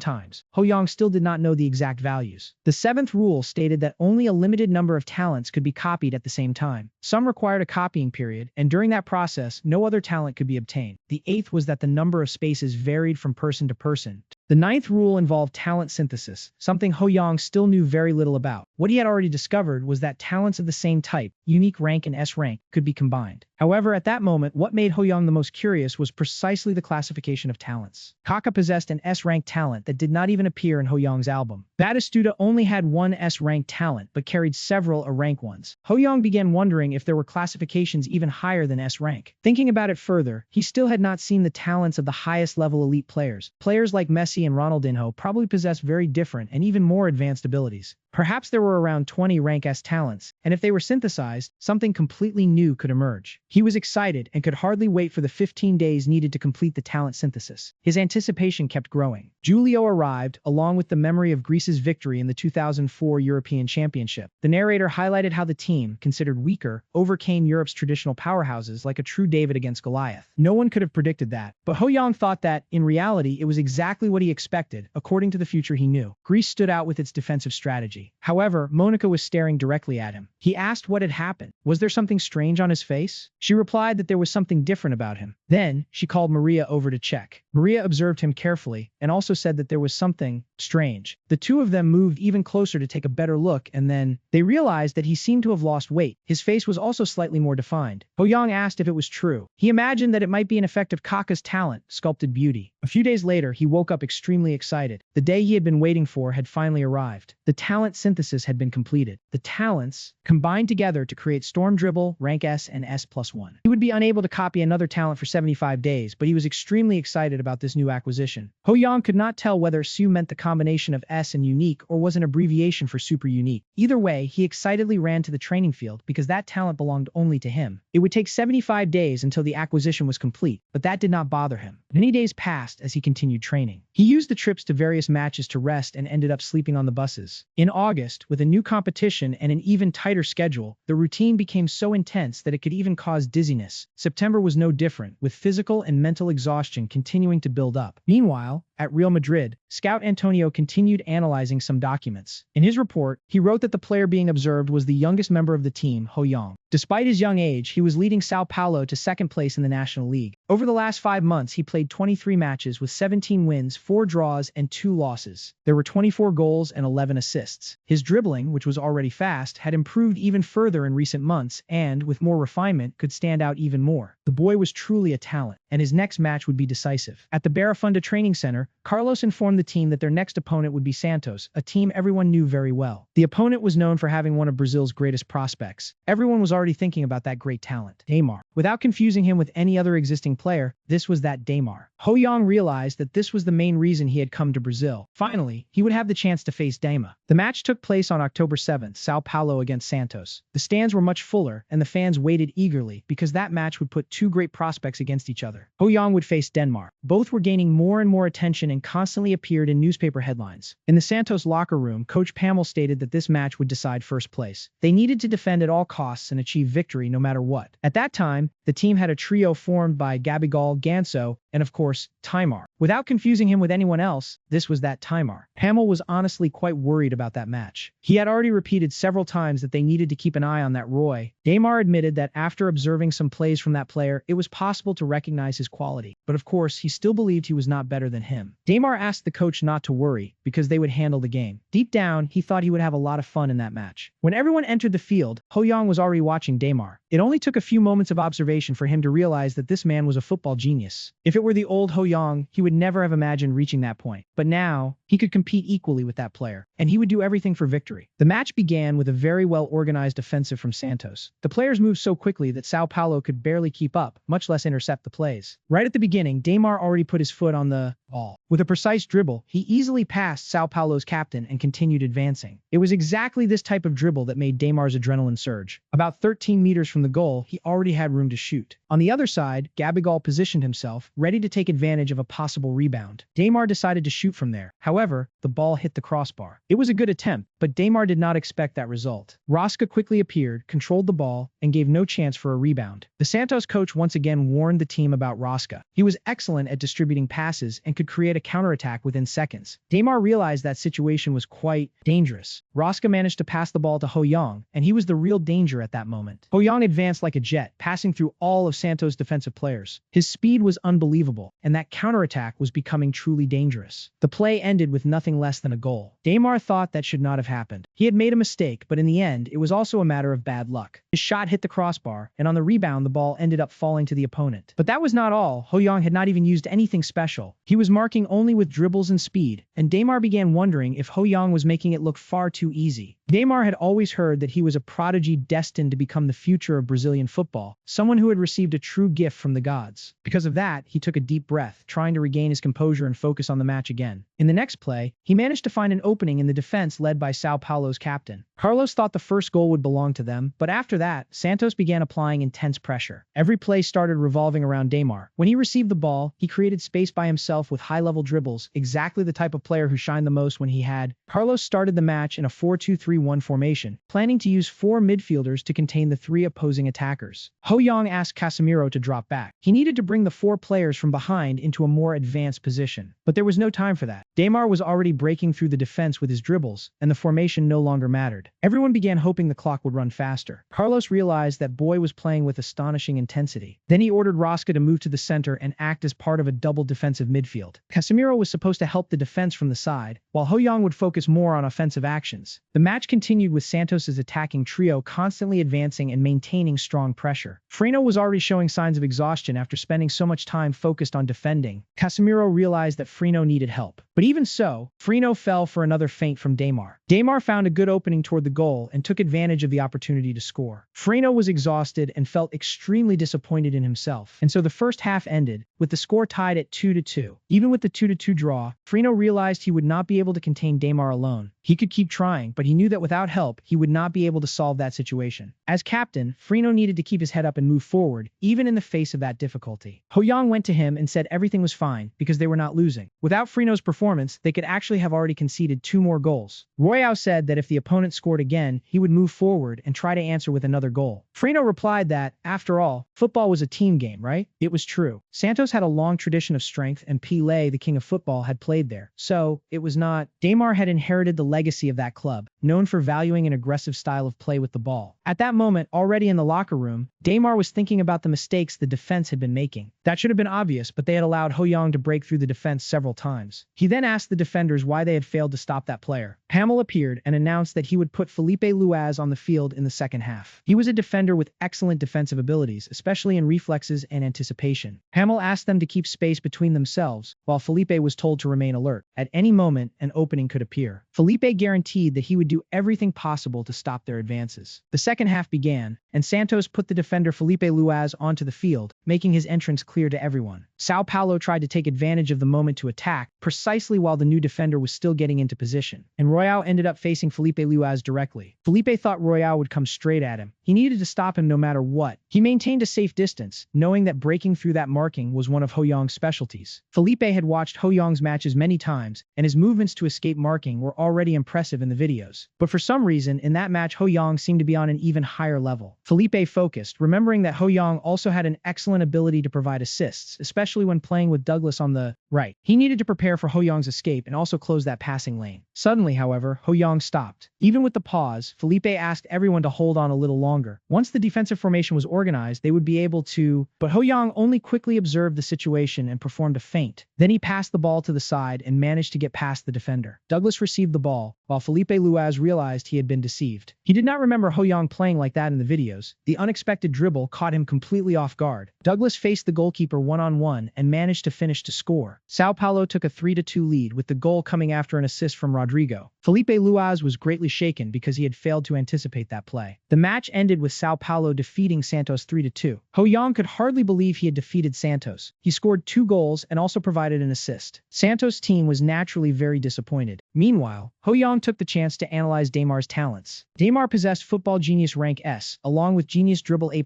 Demonic Dribble A+, Quick Decision B+, and several other talents. To copy them, he needed to fulfill 3 conditions: win the match, score 2 goals against Daymar, and be chosen as the MOM. However, Football Genius rank S also required a hidden condition, unlocked only after copying another talent. Rana wondered if that kid really was only 13 years old. Without a doubt, Ho Young deserved to be called a prodigy. He had fulfilled almost all the conditions, and the mom would be announced that night. Ho Young wanted to acquire Genius Dribbling A+3. He still did not know what the hidden condition was, but Football Genius S was already set as his next target. Freno was exhausted and thought that being able to endure those 90 minutes against Daymar had been an enormous task. He did not even know what he would have done without the constant support of his teammates. Freno told Ho Young that he had been essential in saving him from that situation. Ho Young replied that there was no need to thank him. They won because they were a team. No one gave up, and Freno had fulfilled his role as a true captain. Daymar, however, looked at Ho Young with determination, clearly thinking about a rematch. It was then that Ho Young realized something important. He decided to begin special training with Freno to prepare him and allow him to face Daymar again. Naturally, new news about Ho Young appeared. After the victory where he was one of the highlights, Sao Paulo regained the lead in the National League. But the campaign was still only halfway through. Santos was already preparing for the rematch, sharpening their weapons for the next decisive clash. Upon reading that, Carlos concluded that it was still too early to relax. The defense remained unstable, and the team could not continue like that. Freno had faced many difficulties stopping Daymar, but to improve, he needed to keep facing players at that level. After that match, he should have gained at least a basic understanding of Daymar's playing style. When Ho Young arrived at the field for training, he noticed that the boys were already training, even after facing such an exhausting match. Ho Young was training with Freno, and what caught his attention the most was seeing Freno putting in effort at that moment. Casemiro was also participating in that training. Carlos commented that it was good to see the two of them working hard after everything they had gone through. Royao agreed and said that they also needed to win the next match. Carlos replied that this was exactly how professionals should act. From that day onward, Sao Paulo began focusing their efforts mainly on practical training. Whenever he could, Royao gathered the defensive players to lead extra training sessions. Freno, who needed to mark Daymar, and Casemiro, responsible for helping him block the opponent, constantly participated in these additional activities. On another day, Ho Young brought Rosca and proposed a 2-on-2 match. He would take on Daymar's role, while Rosca would play as Gabagal. As soon as they started, Freno had difficulty dealing with Ho Young's dribbles. He did not imagine that Ho Young was so skilled with the ball at his feet. Ho Young realized that Freno was focused on the wrong thing, so he told him to pay more attention. Daymar was on another level. Freno tried to imitate him, but he should not get used to that kind of situation. After all, the real opponent would be much harder to face. Royao had closely observed Daymar's style before his regression in the timeline. The style remained almost the same, flexible, creative, and with a decisive touch in dribbling. Reproducing Daymar's training would also be great for Freno. During the break, he asked why Ho Young helped him so much. Ho Young replied that it was obvious. They were part of the same team and needed to help each other. To him, that should not even have been a question. Freno, however, said that if he were in Ho Young's place, he would not be able to do as much as Ho Young had done, even as captain. Ho Young replied that Freno should prove that in the match itself. That would be the best way to reward all the effort. Besides that, the training was also useful for Ho Young. His elaborate stepover C+3 had evolved into hypnotic stepovers B, while other talents continued growing, and he even managed to acquire some of Rosca's talents. Ho Young told Freno that the two of them should continue improving together in pursuit of victory. A few months later, the tournament finally arrived on December 26th. The opponent would be Santa Cruz, a team from the Satellite League. The team had a striker who relied heavily on dribbling, although he did not have the same skill as Daymar. That match would be a good opportunity to test the results of Sao Paulo's training, and when Santa Cruz's striker advanced, he tried to dribble past Freno as he approached, but he could not get past the defender. Freno completely stopped his advance, until another defender appeared and intercepted the ball. Rosca took advantage of the recovery and started the counterattack. His teammates advanced with him, quickly exchanging passes between Douglas, Ho Young, and Key. The play ended with a shot on goal, securing Sao Paulo's first goal. Ho-young went to Frino and praised his defensive performance. He said that Frino had done an excellent job. Later, the Santa Cruz supporters even began booing, especially when Sao Paulo scored their 7th goal of the match. 4 of those goals had been scored by a single player. In the end, the match finished with a 7-0 victory. As expected, the tournament champions were the Sao Paulo players. Then, in January 2005, a few days later, Sao Paulo felt the exhaustion of a heavy season in the league and was eliminated early from the South American Champions League. However, since the Super Championship and the National League were still ongoing, the team decided to focus their efforts on these 2 competitions. Meanwhile, in mid-February, Ho-young studied for an international language exam with the goal of absorbing Monica's linguistic talent. Everything continued according to plan. Leading the National League, Sao Paulo had accumulated 25 wins, 8 draws, and 5 losses, totaling 77 points. Right behind them was Santos with 75 points. Finally, the day of the 37th round arrived, Sao Paulo against Santos in a decisive match. As soon as he stepped onto the field, Ho-young warned Casemiro to be careful with Ganso's long-range shots. Casemiro asked if they should press harder down the flank. Ho-young explained that it was part of the strategy, but also warned about the power of Ganso's shots. They needed to stay alert for long-range attempts. If Ho-young performed well, he could also fulfill the conditions to copy one of Ganso's talents. He had valuable abilities, but they needed to win and prevent any long-range goals. This would unlock Daymar's most valuable talent, the S-rank football genius. The hidden condition had appeared, winning this National League Golden Ball. In other words, they needed to win that match, and Ho-young also had to stand out. The match began with an intense offensive from Santos. Ganso attempted a long-range shot right from the start. Casemiro, however, anticipated his movement and managed to intercept the play. Rosca stated that if they could close down the midfield, they would be able to control the match. Santos ended up changing their offensive formation to 4-3-3. Ho-young quickly moved forward to recover the ball and create space for the counterattack. He could not keep up with Douglas, who was too fast. Then, he managed to pass the ball to Roy. He thought it might be possible to slow down the play a little. Santos' defensive midfielders were positioned precisely to block that advance. Minato was one of Santos' defensive midfielders and played by supporting the defensive line. Rhoda also occupied the midfield, helping to block the opponent's attacks. Minato told his teammates to close the spaces and prioritize interceptions. He would be responsible for covering any escape attempts. Rhoda was confident that he could stop Ho-young. This was his chance to prove his worth. He wanted to draw all the attention to himself. To contain Ho-young, he had trained tirelessly alongside Daymar and the others. Until then, he had been doing an excellent defensive job. Royao attempted a feint, but Santos' midfielder did not fall for it. However, when Royao changed direction, Rhoda tried to make the interception. Ho-young simply went past him with ease. Royao truly was a different kind of player. By that point, Santos' only hope in defense seemed to be Minato. Minato became slightly nervous, thinking he had to stop that play. He could do it, he only needed to contain Royao for now. Then, Royao performed a roulette move, and Minato could not even follow what happened. When he realized it, Royao was already on the byline. There, he came face to face with Felipe Luaz, who realized the seriousness of the situation. If they could not stop him, he could truly score the goal. But Ho-young had such a determined look that he did not seem willing to back down. He executed a perfect feint and also easily passed the defender. Felipe Luaz realized that formation was not working against Ho-young. Ho-young was already very close to the goal area. The strategy was to calmly circulate the ball. Meanwhile, the two forwards moved to open spaces in the opponent's defense. Douglas was having a great performance. He managed to advance and was one step away from creating a decisive finishing opportunity. He passed to Rosca, who was already prepared. Since nobody was marking him, he had an excellent chance to finish. One of the players desperately ran to try to intercept, but could not arrive in time. Rosca shot. In fact, he lifted the ball toward Ho-young. Ho-young took advantage and finished from there, scoring the first goal of the match. The opening goal belonged to Sao Paulo, and the scorer was Ho-young. He thought about the exceptional finishing ability he had copied from Pato in the previous season, which had just made the difference. When Rosca hugged him to celebrate, he squeezed the boy so tightly that he almost left him unable to breathe. Meanwhile, in the stands, Charles Leclerc watched the match very carefully. He was Barcelona's current scout. He realized that despite the opening goal, the confrontation remained extremely balanced. Daymar's movements were precise and had enough power to completely change the pace of the match. The other players also worked hard to show what they did best. There were individual techniques, long-range shots, and other plays. Some of them, however, were exaggerating. Ho-young, on the other hand, knew how to control himself. He only used his abilities when necessary, showing that he understood the rhythm of the match very well. It could be said that he was dominating the game. In just the first 30 minutes, he had already made 9 penetrations. It was surprising that Santos had suffered that much. The goal. Charles had gone there to observe Daymar, but ended up encountering something he definitely had not expected. That was truly intriguing. He simply could not take his eyes off the match. During halftime, Frino was calmer. They were winning 1-0, but still needed to remain focused to avoid losing their advantage. Ho-young approached and said that that Frino had given an excellent performance in the first half. Thanks to him, the team had gained more space in midfield. The field. Frino said that was a relief and thanked him for the support. Ho-young commented about Daymar and asked Frino not to worry too much about him. When playing football, it is necessary to keep a calm mind. If you become anxious, things simply will not work. It was a friend of his who taught him that. Now, in the second half, everyone would give everything they had. The first half ended with Sao Paulo leading 1-0. At the beginning of the second half, Santos tried to regain control of the attack. Exhausted after an intense match, the attacking trio needed to recover their chemistry and act together. This time, they were certain they would score. They exchanged quick passes and advanced without even needing to look at each other. Pass after pass, they managed to break through the marking of 3 Sao Paulo defenders. Ho-young asked everyone to stay focused and avoid getting into fight. Daymar passed to his teammate, who then had to face Casemiro. Alone, Casemiro would not be able to cover all the spaces at the same time. He had trained intensely with Ho-young for months. Because of that, he thought he could do. Ganso hesitated between shooting, crossing, passing the ball, or attempting a breakthrough. Throughout the first half, Sao Paulo had blocked mid-range shots. With little time left, he needed to decide quickly. Because of that, he decided not to risk a forced breakthrough. In that situation, Ganso preferred to pass directly to Daymar. However, he took too long to act, and Ho-young managed to intercept the... Ganso thought about all the training he had endured until that moment, but his passes and shots continued to be blocked. Even so, the ball ended up falling loose. Even after being intercepted, it landed right at Daymar's feet, and he was exactly in the situation where he was most dangerous, facing the goal. After the first half, in the locker room, Daymar was clearly dissatisfied with the result of the match. Pamel tried to motivate him, reminding him that he carried a great name. He was seen as a natural talent, and many people outside were cheering for him. Motivated by those words, Daymar decided to use one of his main specialties, the body feint. His movements were extremely flexible and difficult to follow. Standing before him was Fren, Sao Paulo's captain. Fren was a standout player in the league, but Daymar was certain he was above him. Even so, Frino did not fall for the body feint and managed to remain firm in his marking. He simply stayed there, blocking the path. Then Daymar tried to surprise him with a nutmeg, but at the final moment, Frino managed to take ball and return the pass, stopping the play. Daymar wondered how those players had managed to improve so much in just a few months. No, he tried to remain calm. That had only been a block, perhaps just a coincidence. Throughout almost the entire second half, Santos dominated the match and kept pressure on Sao Paulo. Daymar could get past Frino's marking, but he could not turn the plays into goals. The other players' chances were also intercepted by Ray. As time passed, Santos' chemistry began to fall apart. At the 40th minute of the second half, Sao Paulo managed to advance. That could have been the final attacking opportunity of the match. Rosca was shouting. Even from a distance, Ho-young could still hear his voice. Then he advanced at an astonishing speed. Even without looking, Ho-young knew exactly where Rosca would place the ball. It was a rehearsed play, and that showed the true power of teamwork. Rosca's pass was sent slightly too far ahead. Even so, Ho-young managed to reach the ball thanks to his extraordinary speed. His shot came with incredible power, breaking through the defense like a bullet. He moved across the field like a storm, showing exactly the power of his super unique ranked talent. Roinhow practically advanced alone. In front of him, only the goalkeeper remained. The goalkeeper thought it would be easy to stop that play, but when he faced that determined gaze from, he ended up being deceived by a feint. Ho-young decided not to finish from there, went past the goalkeeper, and managed to send the ball into the back of the net. With that, he secured Sao Paulo's victory. The match ended that way. Santos still tried to create another attack, but the ball ended up hitting the crossbar, and that was how it ended. Sao Paulo became the champion of the Brazilian U15 National League. The national champion was Sao Paulo. Everyone was surprised by Daymar's defeat. After all, Santos was so sane. Of course, the player was greatly shaken by. Ho-young ended up falling to the ground, completely exhausted after the match. At least in that match, he finally managed to witness the power of Storm Dribble. The result had been truly impressive. However, the side effects were severe. His knee had been greatly affected, and he no longer had the strength even to stand up. Before thinking about resting, however, his priority was copying Ganso's talent that he had obtained. And, as expected, he acquired the excellent passing talent B+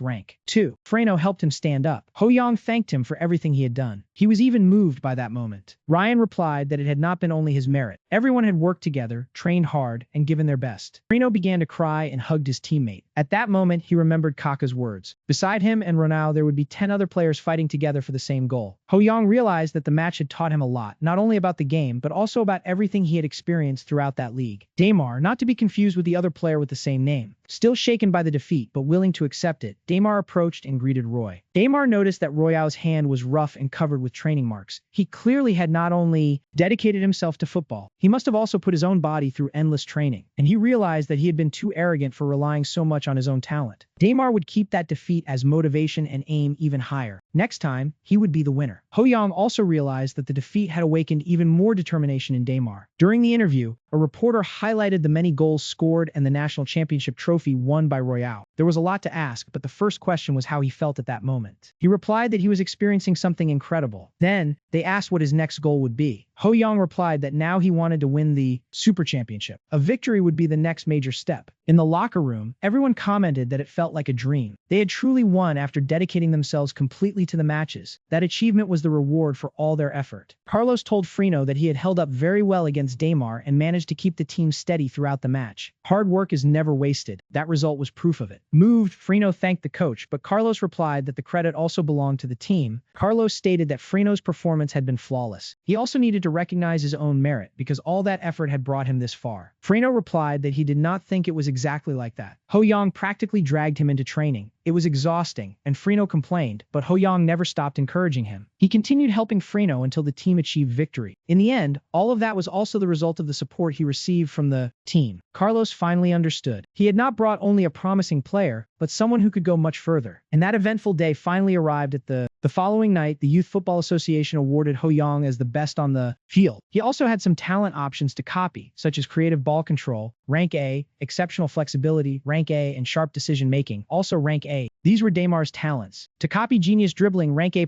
he needed to win the match, score more goals than Damar, and be chosen as the best on field. But this time, Ho Young decided to choose exceptional flexibility. The physical trainer always said that to use the body efficiently, it was essential to maintain balance between strength and flexibility. This would also greatly help with balance during quick changes of direction and while performing dribbles. 4 days later, in the 38th round of the National League, Sao Paulo had already secured the title and entered the field calmly, winning the match 5-0. With another impressive long-range goal, Ho Young solidified his position as the league's top scorer. He also received other awards, including the championship's Golden Ball, the top scorer title with 29 goals, and recognition as the best player of the season. Because of that, he finally received his ultimate reward, the Unlocked Talent Football Genius, rank S. The hidden condition was apparently winning the tournament's Golden Ball. The system informed him that it would take 40 days to fully acquire the talent, and during that period no other talents could be copied. Even so, Ho Young was extremely satisfied because he had gained many rewards from all of that. 40 days later, on March 28, he would also become a great football prodigy. Meanwhile, the Best Striker award went to Patrick, who finished the season with 27 goals. Damar finished as the second highest scorer and received the silver ball. Frino and Casemiro were also chosen as the second and third best defenders, respectively. The Best Midfielder award went to Rosca, while Pedersen from Sao Paulo itself was chosen as the best goalkeeper. That night, the club organized a grand celebration to honor the team, which had won the highest number of individual awards. Later, when Ho Young finally lay down, he was completely happy with everything that had happened. It was as if he had just overcome a gigantic mountain. He had finally achieved what he sought in Brazil. He felt proud of himself for never giving up and continuing to move forward. The experience in the Brazilian league was something he would never forget. Later, at the Beira training field, the players trained without much motivation. After all, the National League had come to an end. The day seemed monotonous. They were used to such an intense routine that now everything felt strange, and even training seemed boring. But Frino asked everyone not to lower their guard. The season might be coming to an end, but it was still not time to relax. There was still an important match ahead, the Super Championship final. It would take place on February 27 in Rio de Janeiro at the Maracanã. Carlos explained that this would be another step in the pursuit of the treble. The opponent in the Super Championship final would be Vasco da Gama. They would need to pay attention, especially because of Felipe Coutinho, considered Iniesta's successor. But they had already faced Coutinho in the National League. If they managed to overcome players like Damar and Patrick, there was no reason to. Even so, it did not matter how good they were. A single mistake could ruin everything and attract criticism. Therefore, everyone needed to give their best until the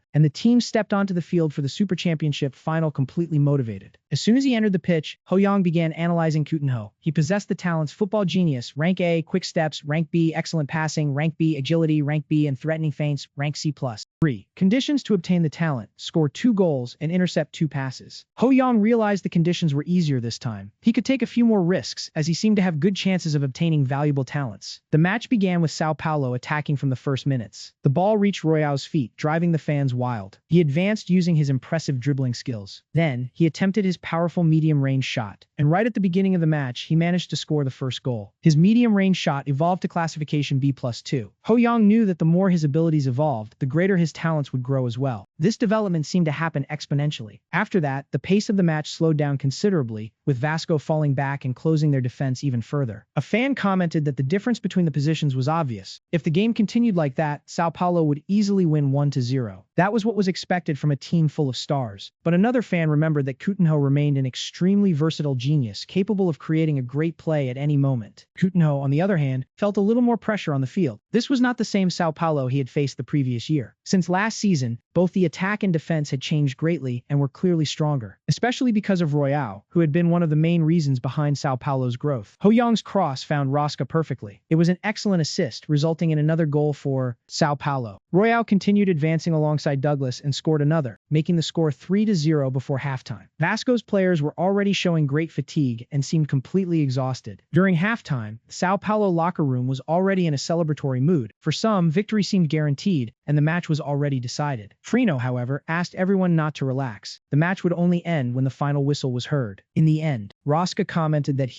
Royale realized that everyone had improved, not only physically, but also in terms of mentality. Since meeting Rosca, Frino, Casimiro, and Douglas, he had formed strong bonds with them. This could be his last match in Brazil. Because of that, he wanted to enjoy every moment. Even if only 1 minute remained, he wanted to keep playing alongside everyone. The second half began, and Carlos noticed that Vasco had changed their formation. They entered with 5 defenders and 2 defensive midfielders, clearly strengthening the defensive sector. Ho Young had the ball at his feet, but found few openings in the opponent's defense. Even so, he knew maintaining that pace could guarantee a perfect 3-0 victory. There was no reason to rush. However, during a moment of hesitation from Vasco's defense, Royale took advantage of the mistake and managed to advance. Douglas and Rosca followed the play, and the quick pass found Douglas in a good position. Another goal was scored. Vasco's goalkeeper's performance was so poor that it seemed he could barely stop any shots. Sao Paulo continued pressing and, almost unbelievably, kept creating opportunities. It seemed like something taken from an unlikely story, one where everything goes right at the exact moment. In the end, Sao Paulo scored 2 more goals and finished the match with a 6-0 thrashing. The option to copy talents appeared, but Ho Young was still in the waiting period. Choosing another talent would increase the waiting time even more, but since they were Coutinho's abilities, he decided it was worth it. Then he chose exceptional agility, classification B. A short time later, the referee ended the match. It was an impressive victory, 6-0, a complete rout. With that, Sao Paulo won their 3rd trophy of the season and secured the Triple Crown. That night, an article about Ho Young was published, highlighting that, at 12 years old, he had left his mark on the Brazilian Youth League and shown his talent to the world. The publication stated that if he continued improving that way, he could become a football hero with international recognition. The president of the technical committee of the Brazilian Youth Football Federation showed that those words were not exaggerated. Meanwhile, Barcelona's technical director, Charles Leclerc, added that the Asian Football Confederation had chosen Ho Young as one of Asia's 5 greatest talents based on his performance. It was impossible to ignore that player. The financial manager said he understood the situation, but emphasized that the vice president's opinion was also important. After all, there were many players of that level in Europe. The negotiation manager also agreed with that assessment. Charles asked if they were doubting his judgment. 4 years earlier, even while facing opposition, he was the one who discovered that other player. Because of that, they needed to negotiate before other clubs made their moves. Charles fully trusted his own evaluation. Later, Ho Young rested at home while juggling the ball. Even during his free time, he seemed unable to stay away from football. Maria approached and informed him that there was a call for him. It was coach Chabun Khan, so Ho Young immediately answered. Chabun Khan said that Ho Young had not changed at all. Although the invitation was sudden, they could meet as soon as he returned to Korea because there was someone who wanted to meet him. Royale even imagined it was another reporter wanting to interview him. But Chabun Khan explained that it was a close friend of the coach. It was Kim Won, coach of the Korean youth national team and responsible for the U16 squad. Royale asked why this was happening so suddenly. Chabun Khan explained that the World Cup would be held in Peru that year and they did not intend to simply place him on the U17 team. He did not need to wait. Ho Young then realized that he had truly forgotten about the FIFA U17 World Cup. It was a tournament that brought together young players from all over the world and had revealed countless football stars. If he, at 12 years old, he managed to reach that stage, he'd break the record for the youngest player ever called up. Lying on the bed, Ho Young imagined what it would be like to compete in the tournament at 12 years old, facing players with an average age between 16 and 17. It would be like an elementary school student facing high school students. The age difference would have a considerable impact. If the opponents decided to rely on physical play, he could easily be knocked down before he even had the chance to react. The coach must have his reasons for considering him, but Ho Young still did not know if he could really achieve it. Until then, it would be better to continue strengthening his physique. A few days later, he and Monica celebrated his passing of the advanced certification in the International Brazilian Language Exam. He said that all of it had only been possible thanks to her. The task had been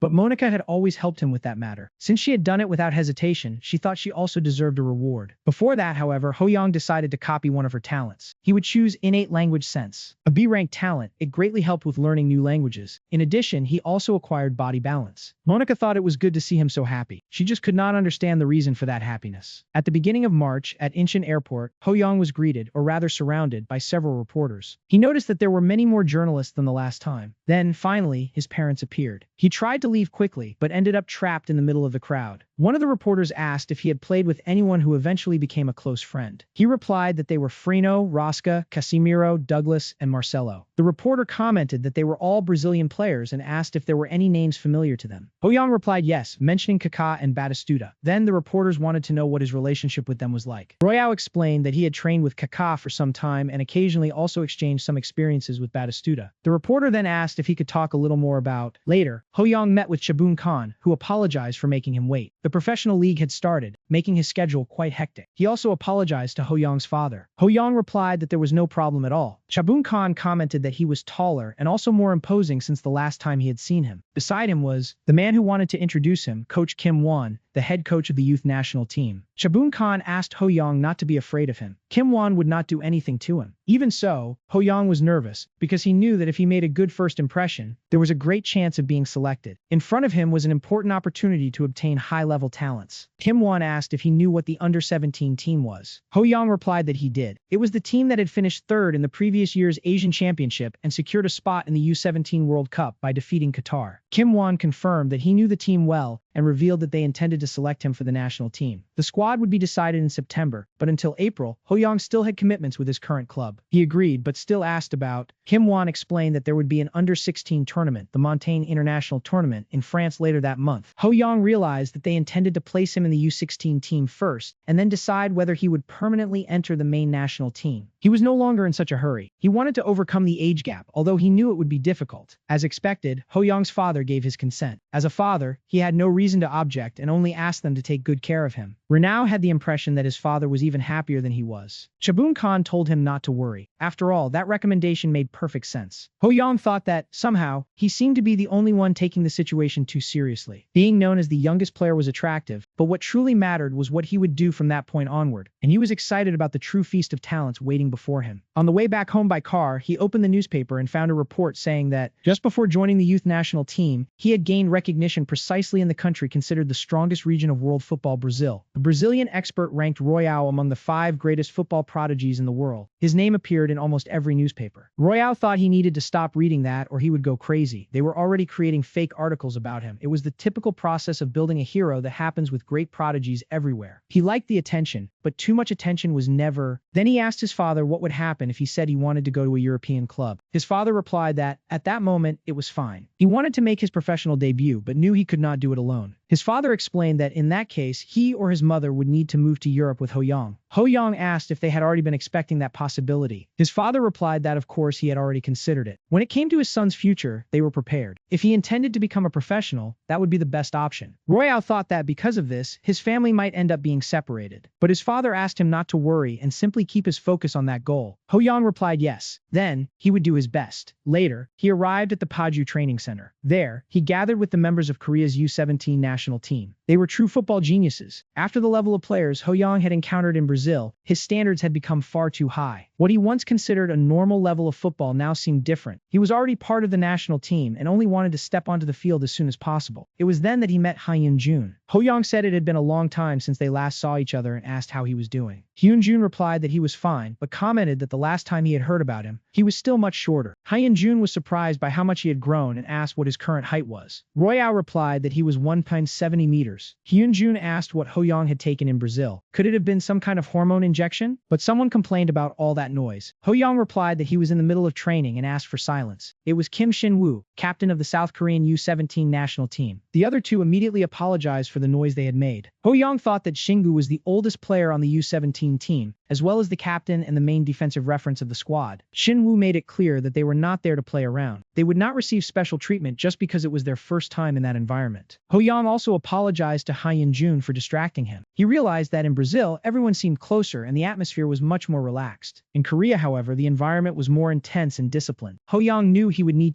to adapt quickly. After all, when in Rome, one must act like the Romans. As he began warming up, the captain caught his attention and asked if it was true that Ho-young had trained in Brazil. Shinwoo said he did not care about the training he had received there. In Korea, players learned by facing difficult challenges, and even the youngest would not receive special treatment. According to him, that was the only way to improve. Therefore, it was better to do well. Later, one of the coaches gathered everyone for a 9-on-9 training match. The first group would be led by Captain Shinwoo and would form the white team. The second group, formed by the new members, would be the blue team, gathering all the newcomers. Gu Jae-yun, captain of the blue team in that training session, looked at Ho-young, thinking that the media was making a huge fuss about that kid. Everyone said he was incredible, but to Gu Jae-yun, Ho-young was still just a boy of around 13 years old, no matter how talented he was. Gu Jae-yun believed that surrounded by so many newcomers, it would be difficult to do anything against the main team. Even so, he did not intend to think too much about it. Ho-young was also focused only on showing his football in the best way possible. At that moment, Ho-young only wanted to step onto the field and prove his ability. Park Sho-woo, the youth team coach, called Ho-young and explained that his role would be to distribute the ball between the attackers and midfielders. It was a crucial task. In that match, he would act as the playmaker, and Ho-young also trusted that he could fulfill that role well. Park Sho-woo praised his speed and learning, something expected from someone who had played abroad. Even so, he was worried about Ho-young's ability to integrate with the rest of the team. Building chemistry was already difficult, even with players who had been there longer. Now there was a boy as young as Ho-young, and that age difference could create new barriers within the team. The coach explained that everyone there was older than Ho-young. Therefore, he could not simply repeat the style he used in Brazil, he would need to adapt his game to that situation. Ho-young agreed. He knew he could not simply play the same way he always did. Park Sho-woo asked him not to overdo his efforts or get injured. Everyone wanted Ho-young to have good development. After Ho-young left, Park Sho-woo remained worried. No matter how talented he was still a child, and the coach feared that people would demand too much from him. Meanwhile, the head coach only watched silently, carefully evaluating what was happening on the field. As soon as the game started, the white team advanced at an impressive speed. Captain Shinwoo received the ball and already faced Roinhao, who was trying to take possession. But Ho-young was not only watching the ball, he was also observing the entire field. Shinwoo thought he really was as fast as people said, but he also thought pressing from that distance was risky. So, Shinwoo only took a step to the side, maintaining safety, but Ho-young rushed toward the ball. He could not intercept it at that first moment. Even so, he regained possession as soon as the white team player tried to control it. The player barely realized what had happened. Ho-young took the ball with incredible speed like lightning. Roinhao thought that the tackling talent he had acquired from Casimiro was truly valuable. After 2 years of perfecting it, the movement had become one of his trademarks. The player who lost the ball wondered if Ho-young was not actually a striker. That tackle was at the level of an elite defender. He remembered Coach Ki-yun's instructions to the white team. They needed to pay attention to Ho-young's movements and runs and never underestimate him. After all, underestimating Roinhao was dangerous at any moment. In the one-on-one duel against the goalkeeper, Ho-young came out on top. Those watching commented that the blue team had scored first, something no one expected. They also said Ho-young was truly very fast. The defender who lost the ball thought that there was simply no way to stop him like that. Shinwoo told Taijin to be more careful next time. He told him to focus and, when pressing, try to recover the ball from behind. Taijin apologized to the captain, but admitted that he truly did not know how to react to that speed. At that moment, the coach was completely surprised by what he had just seen. The coach commented that even after watching Ho-young's matches several times, he still had difficulty believing it. He remembered the match footage that Shabun Khan had worked so hard to obtain and show him. Ho-young maintained his best level and displayed his entire repertoire on the field. It was as if that player turned his own strategy into action. A similar example happened in the 1986 World Cup, when Maradona dribbled past 9 defenders before scoring an extraordinary goal. It was said that player himself was strategy, although football was a team sport with 11 players. At that moment, Maradona had surpassed the limits of the traditional concept of football, and the coach was beginning to see a little of that in Ho-young himself. Comparing the two seemed exaggerated, almost like a fantasy, but at that moment, it no longer seemed completely impossible. Ho-young then wanted to discover how the best players of the white team would react. It was time to truly test his talent. At 10 minutes, the match turned into an especially intense battle in midfield, and Ho-young was having difficulty recovering the ball. The one who stood out the most in that defense was Lee Shun, the white team's midfielder. Ho-young thought that Lee Shun was already part of the second professional team. Even before the regression, he had always been his fan. He was the first professional player he played with officially and, as expected, Lee Shun possessed excellent talents, such as football prodigy, rank B+,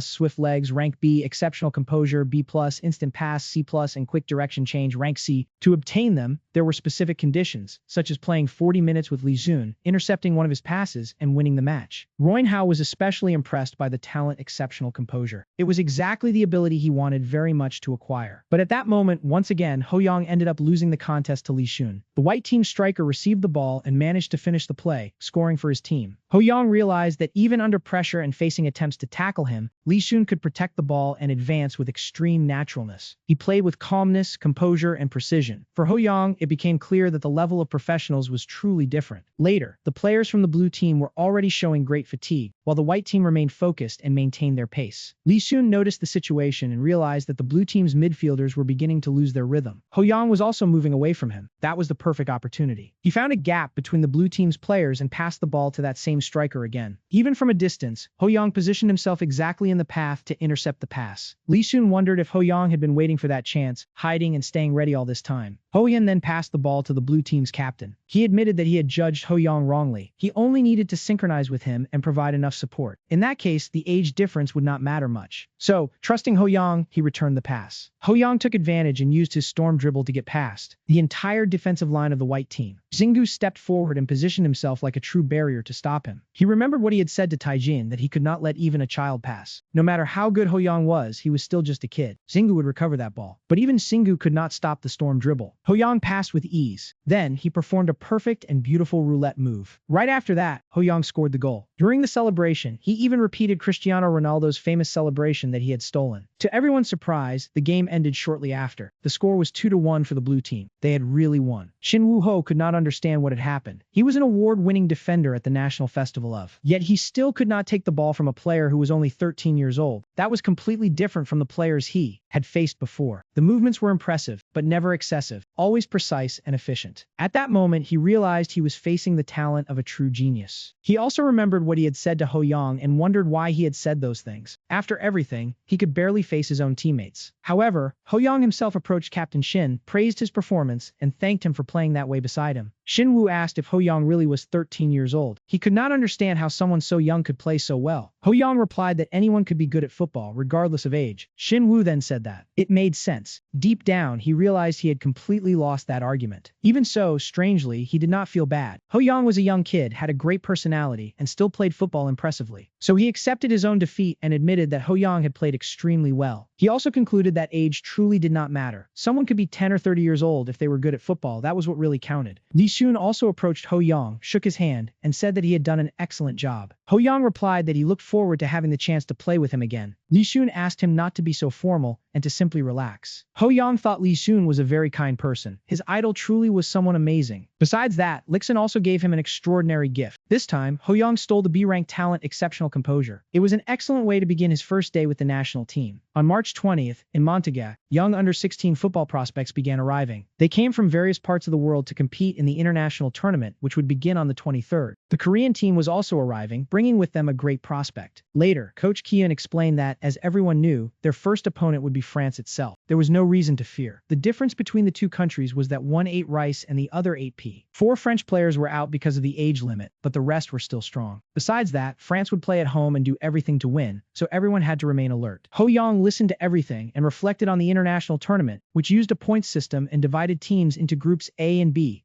Even a defeat in that match did not mean immediate elimination. Before his regression, Korea had finished in second place, led by players like. That runner-up finish had actually been the team's best result. Hoyong also wanted to make history, and it would be interesting to identify a French player to try stealing a talent. 3 days later, on March 23rd, at Bosses de Montague Stadium, the French players were highly motivated in the locker room. Their greatest prospect was Babadour, a defender known by the nickname the Beast. Before entering the field, Babadour thought that some important players were injured that day. Even so, he wanted to discover Korea's level on the field. For him, the most important thing was to fulfill his defensive role well. As soon as he entered the field, he kept his eyes on Hoyong, who was 3 years younger than him. The coach had warned him to be careful. He had heard that Hoyong had stood out in Brazil, but he still did not know how much impact that kid could make. He was only one player, but he was facing scouts from around the world and could become shaken by all that pressure. It was better if that did not happen. Then, the opening match finally began, Korea against France. Korea started the game with possession of the ball. Babadour noticed that the team was using a 4-3-3, trying to prevent Ho-young's runs through the middle. Korea used a 4-3-1-2 with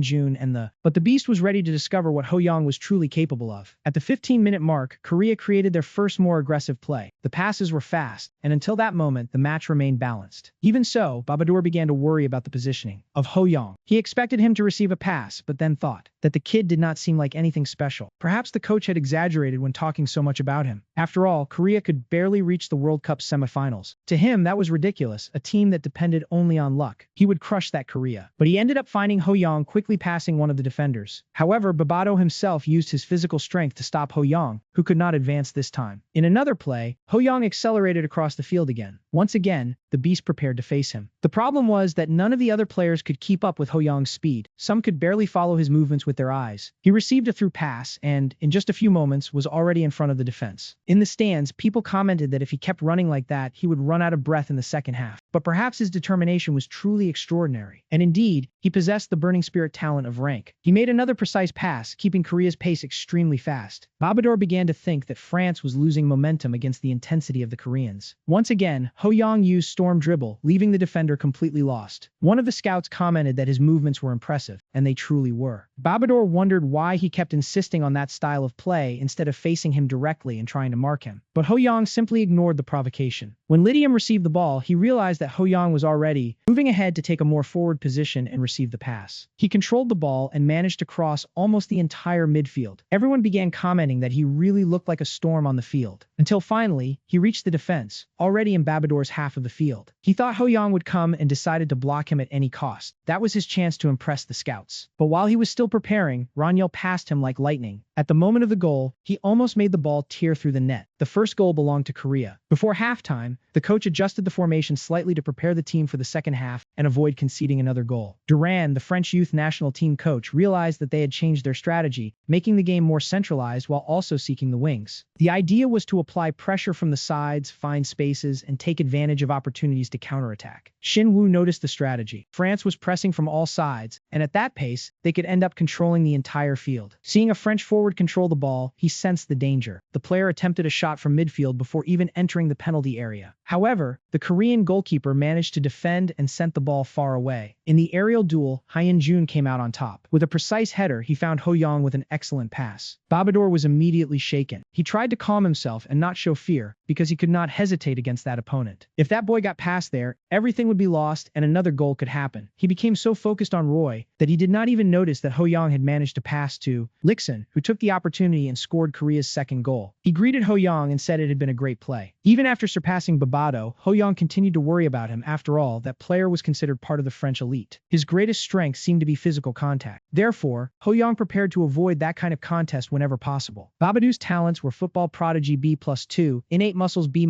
stable sliding tackle B, work rate B-1, and ball interception C+1. To copy it, Ho-young needed to dribble past him at least 3 times and score a goal or provide an assist. Therefore, he relied on aerial play and movement, his strongest points. The talent Ho-young wanted to copy from Babador was precisely innate muscles B. There was a rumor that Babador had so much strength during the medical examination that he broke the device used to measure his power. After seeing that talent in action, Ho-young began to believe that the rumor might be true. Then, he helped Babadoo stand up, or at least extended his hand to offer support. But Babadoo was still resentful about what had happened. He stood up on his own and stated that next time, Ho-young would not get past him. Then, he left without saying anything else. Until the 67th minute, the match continued without major events, when Jun scored another header. At that moment, Ho-young was substituted to rest. In Brazil, he had only played 80 minutes combined across both halves of the match. Completing the full 90 minutes was still a little too much for him, especially after that intense performance. Besides, he needed to be prepared for the next day's game. At the 88th minute, France managed to score. Shortly afterward, they scored another goal, but they could not turn the match around, which ended 3-2 for Korea. The second half was very intense. France tried to respond with counterattacks, but it was not enough to change the result. After the match, Ho-young became a little anxious and concluded that Korea's biggest problem at that moment was the lack of stamina. The next day, they would face Ivory Coast and then Germany. To keep advancing, they would need to overcome these physical limits. Before that, however, Ho-young wanted to copy Babador's talent. talent. And naturally, he chose innate muscles. With that, he would become much stronger physically. His journey was beginning in the best possible way. Duran considered that a major headache. For him, that day's match seemed to be in the team's hands, but as the host country, they needed to at least reach the final stage. The biggest obstacle, however, was Ho Young. Duran learned that he had recently joined the team, but his combination of play was perfect, something truly surprising for that level. With such ability, he could take his own team all the way to the final. If he continued improving at this pace, it would not be surprising to see him dominate the competition. Without a doubt, Korea was the great surprise and the underdog of that edition. Then, he told the player beside him that once his injury had healed, he should find a way to stop that boy. Lucio replied that, naturally, he would be able to stop that boy. At the end of the match, it was decided that Ho would be chosen as the best player on the field. Even the French fans in the stands seemed unable to believe the choice. To them, Korea had ruined everything. Even so, some French people admitted that the boy truly deserved to receive the award. The reporters approached to congratulate him on winning the Best Player of the Match award. He had managed to overcome Babadoo 4 times. Perhaps he had found a relatively easy opponent. Royale explained that it was not exactly like that. The opponent was extremely strong, but Ho knew how to find the right spaces to move forward. Then the reporter asked what had been the greatest difficulty Ho faced against France. After hearing the interpreter's translation, Ho Young answered, France had played in a very consistent manner. In his view, either of the two teams could have won. The reporter reminded him that 2 days later he would face Germany, the favorite to win, and asked what he expected from that match. Ho Young remembered that he had faced Germany 3 years earlier in the under-15 tournament. Perhaps this was his chance to get revenge for that defeat from back then. Regarding the match against Germany, he answered that he was very excited to play. Meanwhile, a true flood of comments and news about Ho Young began to appear. Once again, he ended up becoming a topic everywhere and was already starting to get tired of so much attention. On March 24, Coach Kim Won stated that Ivory Coast was one of Africa's strongest teams. It definitely would not be an easy opponent to overcome. However, they had lost 3-0 against Germany. The psychological blow could have shaken the team, and Korea intended to take advantage of that situation. Before entering the field, Kyung thought he would face a difficult opponent. The match would be decisive, and he was worried about Ho's stamina. Even so, if Ho Young was used properly, the team could even achieve a significant victory. He warned Ho Young that the opposing players had impressive physical endurance. It was necessary to start attacking strongly and keep the defense tight. Then, he asked Ho to play well and give his best. When Royale entered the field, he immediately noticed that Ivory Coast's team was very well organized. Even so, they had a great talent capable of making a difference. Therefore, Ho could simply focus on the match. Besides that, he felt that something positive was about to happen. As soon as the match started, Korea was the first to take the initiative. At 8 minutes of the first half, a precise cross found Ho Young and created the perfect opportunity for him to score the first goal. The celebration beside Jaehyun surprised the audience in the stands, and Ho Young simply commented that it would be fun. Around 15 minutes into the first half, the goalkeeper managed to defend the shot, and thought about the type of opponent he was facing. Germany, Korea. He had just been called up to the national team and was already facing a terrifying situation. Then he thought that Royale was truly difficult to contain. At a certain moment, still in midfield, Ho Young saw the perfect path to take a shot. He took advantage and unleashed his powerful mid-range shot using B+2 to score from there. The goalkeeper even positioned himself correctly to defend, but the ball passed very strongly, slipping past his fingers before entering. The goalkeeper, already unable to believe what was happening, only complained that he hated that tournament. Ho Young then thought that he was just one more step away from promoting that talent. It was the talent he had copied from Yoon Junho, who had also improved greatly by that point. The Ivory Coast goalkeeper was short and seemed to struggle with long-range shots. Therefore, it would be safe to try more finishes from there. More importantly, he needed to fulfill the condition to copy Chaboon Khan's talent, score 30 goals from midfield, and win at least 5 official matches. Ho was already close to reaching 30 goals. I was afraid of him, poor thing. After that, the rest of the match happened without any major events. Korea continued maintaining the pace and showing its excellent ability to... In the end, the match finished with a 3-0 victory for Korea. The team members commented that Ho Young had simply dominated the opponent. For the second time in a row, Ho Young was chosen as the player of the match again. Ho thought that, even competing in the under-16 tournament, everything seemed easier than in Brazil's under-15 tournament. With the support of the more experienced players, he could play freely. His goal was to win the world title, and he knew he could reach it. On the same day, France and Germany also faced each other, and surprisingly, France won 2-0. The victory happened thanks to the return of the injured French starters and the absence of Germany's main player, who was also injured. France and Germany both had 1 win and 1 loss behind the leading Korea. Later, Lee Kyun and Ho Young analyzed the German team's lineup together. The names were difficult to read, but Ho Young recognized most of them. It was an elite national team, and the formation made it clear that they were aiming for the title. Among the players, Ho recognized Thomas Müller from Bayern, whom he had faced before and would face again. Lu Xiao tried to figure out some names, such as Tonus Delm, Dalzer and Dalger, but he did not know exactly how to pronounce them. Ho Yang, on the other hand, recognized one of them, Holger Batsudev. 3 years had already passed since he faced that team. Now, he would have the chance to discover how much he had improved since then. Li Shun asked if he knew Batsudev. Ho answered yes because he had already faced him once and lost at that time, but putting in effort individually would not be enough. The team needed more than just Ho Yang playing well. Then, he asked Li Shun to pay attention. The most important player was Thomas Miller, whom he had also faced the previous year. Li Shun asked if there was any player Ho had not faced yet and also wanted to know how the score had ended. Royale explained that it had ended tied in their history, with 1 victory and 1 defeat for each side. Therefore, tomorrow he intended to win and break the tie. Li Kao answered that he would help him with. Therefore, Ho Yang decided to teach him how to face Batsudev, and it was precisely at that point that the German team started to become. Thomas told Hawker to stay focused. He simply responded to what he was hearing, and asked if they should keep an eye on Ryan. The boy was incredible, impressive, and everything else, but 3 years ago he had shown nothing extraordinary. Thomas remembered that this had happened exactly 3 years earlier. Even so, there was no harm in being cautious. Ryan was the best Korean player they had ever faced, and he had also seen footage of his matches. Holger admitted that his dribbles were truly talented, but not enough to justify so much concern. Last time, he had gotten too excited. He ended up receiving a red card, but this time would be different. He could hardly wait to face him for real. On March 24th at 2 p.m. at Mantega Stadium, the two teams were already greeting each other on the field. Royale noticed how much Thomas Miller had changed. He was taller and, without a doubt, had also become a better player. He possessed the talents Football Prodigy A, Space Infiltration A+2, Solid Fundamentals A, and Football Genius A. To copy his abilities, it was necessary to surpass Thomas in defensive points and successfully execute piercing space infiltration. Ho Yang thought that would be a great gift for their reunion. Even so, he was curious to find out where Holger was. Then he noticed that he was still on the bench. 3 years ago, that man had made Ho Yang feel intimidated. Now, he wanted to find out what it would be like to face Hawker this time. Ho Yang was looking for a strong opponent precisely to test how much his abilities had evolved. Right in the first minute, Ho Yang moved forward to receive a pass from Lixum further ahead. However, the German midfield was closed off to protect Royal. They marked Ho Yang very closely. He noticed that the midfielder was around 180 meters tall. Ho Yang had no intention of competing with him in physical strength. His best option was to win using dribbling. Germany reacted quickly. Even a sudden infiltration was stopped. The central piece of that system was Beckenbauer's successor, considered one of the greatest defenders of all time, Max Rommel, the commander of the defense. He possessed the talents Football Prodigy, Sharp Prediction, Instant Ball Cut, and Accelerated Work Rate. To copy them, Ho Yang needed to reach the semifinals and successfully dribble past Max. His presence was intimidating. The pressure was even greater than Daniel's, whom he had just surpassed. Furthermore, Max had extraordinary abilities. Even at only 16 years old, he was already negotiating a professional contract with Bayern Munich. But this was exactly the kind of opponent Ho Yang wanted to face. A duel against someone strong made his heart race. When Max imposed his physique on Ho Yang, he almost lost his balance. He tried to stay firm, but it felt like he was carrying a stone on his back. At this rate, he would lose the ball, but he could still use his own strength to resist the opponent. Then, Ho Yang used the exceptional flexibility he had copied from Daymar to escape the physical contact and get past Max. Ho Yang knew that the weakness of large and strong players was their slow change of direction. When the body is rigid, it becomes harder to react to quick and flexible movements. That season, he had copied Marcelo's Marseille turn, also known as the roulette, along with Daymar's exceptional flexibility. With these two talents, he could perform infiltrations at another level. However, there were 2 more defenders blocking his path. Ho Yang realized that they did not advance immediately and kept a safe distance. They were defending intelligently. There was no space for an infiltration at that moment. The safest decision would be to retreat and pass the ball. But he could get rid of the marking using his own strength. Thus, he overcame the first defender with a quick dribble. The crowd went wild, my friends. But Jeremy remained glued to him. The German defender gave him no room. Ho Yang knew that, like Hummel, Jeremy was an important part of the defense. His greatest strength was versatility. He stood out both physically and in building plays. Jeremy began wondering if that was Ho Yang, the player the coach had told him to watch carefully. They had warned him that he needed to mark him closely, and that was exactly the area where Jeremy dominated. He accelerated greatly to reach Royale, keeping his leg close to the ball. One more touch would be enough to take it, but Ho Yang accelerated even more. He covered almost 100 meters in about 10 seconds. That was the speed of a top-level athlete. Normally, controlling the ball while running that fast would reduce his ability to dribble, but that was precisely Roy's specialty. Jeremy remembered that he had already heard about him. He thought he was prepared and intentionally left space to block his play. Even so, Ho Yang managed to get through. Ho Yang himself also managed to escape by a narrow margin, thanks to his body's flexibility. He was improving his bursts of speed more and more, but that play was far too close. Only one defender and the goalkeeper remained. The last man in defense did not know how to react and did not show the same confidence as the others. Even so, he had no time to act, because Ho Yang passed the ball to Lixum. Lixum returned the pass in front of the goal, allowing Ho Young to finish the play. And it was Korea that opened the scoring. Royale praised the excellent pass and asked if Lee Soon had seen it. The German team was visibly shaken by the goal. They commented on how surprising it was that Asia had a player of that level. But Jeremy asked everyone to recover. It was fine. They had Miller in the attack, and, with him, they could still turn the match around whenever they wanted. Miller himself agreed. They were a German team and were used to winning. He would do everything possible to achieve that again. After that, the German players united and conceded no more goals. Even facing some dangerous moments created by Ho Young, they closed the defense even further and took control of the match, making use of their tall players. The goalkeeper also began occupying the areas where he felt most comfortable. Although this did not create another goal, it helped the team regain control of the match. Even so, the first half ended with Korea ahead, winning 1-0. One of the coaches ran over to Jonas, the coach of Germany's youth national team. She told him that France had scored against Ivory Coast and that the first half had also come to an end. Jonas realized that this was a major problem. If they continued at that pace, they would need to defeat Korea too. He remembered the press conferences of the other coaches. Duran regretted the defeat in the opening match, but acknowledged that Ho Young was a powerful player and, above all, very intelligent. The Ivory Coast coach was asked what he could say about Ho Young. After all, the team had conceded 2 goals because of him. Jonas realized that, despite the differences in their interviews, both coaches had studied Ho Young carefully. He spent days preparing strategies, but even so, the kid managed to score. However, one player, even with a slight arm injury, said that he would. Then, the moment arrived to return to the field for the second half. Holger approached Ho Young and commented that it had been some time since they last met. He also noticed how much the kid had grown. Then, he greeted Ho Young and stated that he would defeat him. Ho Young replied that the phrase belonged to him. Holger said it would be difficult because their team now had a very strong midfielder. He realized that Tommy Kroos had entered the field. Tommy possessed the talents football prodigy, precise passing, excellent playmaking, and accuracy. To copy his abilities, Ho Young needed to score as a striker and be chosen as the best player of the match. Royale knew exactly who he was. People said that major clubs had already been watching Tommy since he was 15 years old. Tommy Kroos was a top-level prospect. In the 2014 World Cup in Brazil, within the original timeline, he and Miller, alongside Götze, were the main figures of Germany's attack. Without a doubt, he had enough talent to become an elite midfielder, mainly because of his ability to create assists. Ho Young knew that somehow they had endured the first half, but it felt like they had just climbed over a mountain and found an even bigger one ahead. The second half would be even more difficult. However, if he managed to stand out, Ho Young could acquire the talents of Miller, Rommelt, and even Kroos. 10 minutes after halftime, the situation began to change completely. Germany changed their formation from 4-4-2 to 3-5-2. Now, they were trying to take control of the midfield. Hogan, who originally played as a center back, moved into the defensive midfielder position. The idea was to strengthen the defense and prevent Ho Young's runs. And most importantly, Tommy Kroos entered the field. After that, Germany began relying on much faster counterattacks. Tommy truly began dominating the midfield, distributing fast and extremely accurate passes. With his excellent playmaking, he kept the Korean defense under constant pressure and practically dominated that area. A dangerous pass from Tommy alerted Shin, but the German striker passed the marker, controlled the ball, and face-to-face with the goalkeeper, he finished successfully and leveled the score. Shin Woo was frightened because he did not even have time to try stopping the play. If they lost because of that move, everything would be over. After all, he was the captain and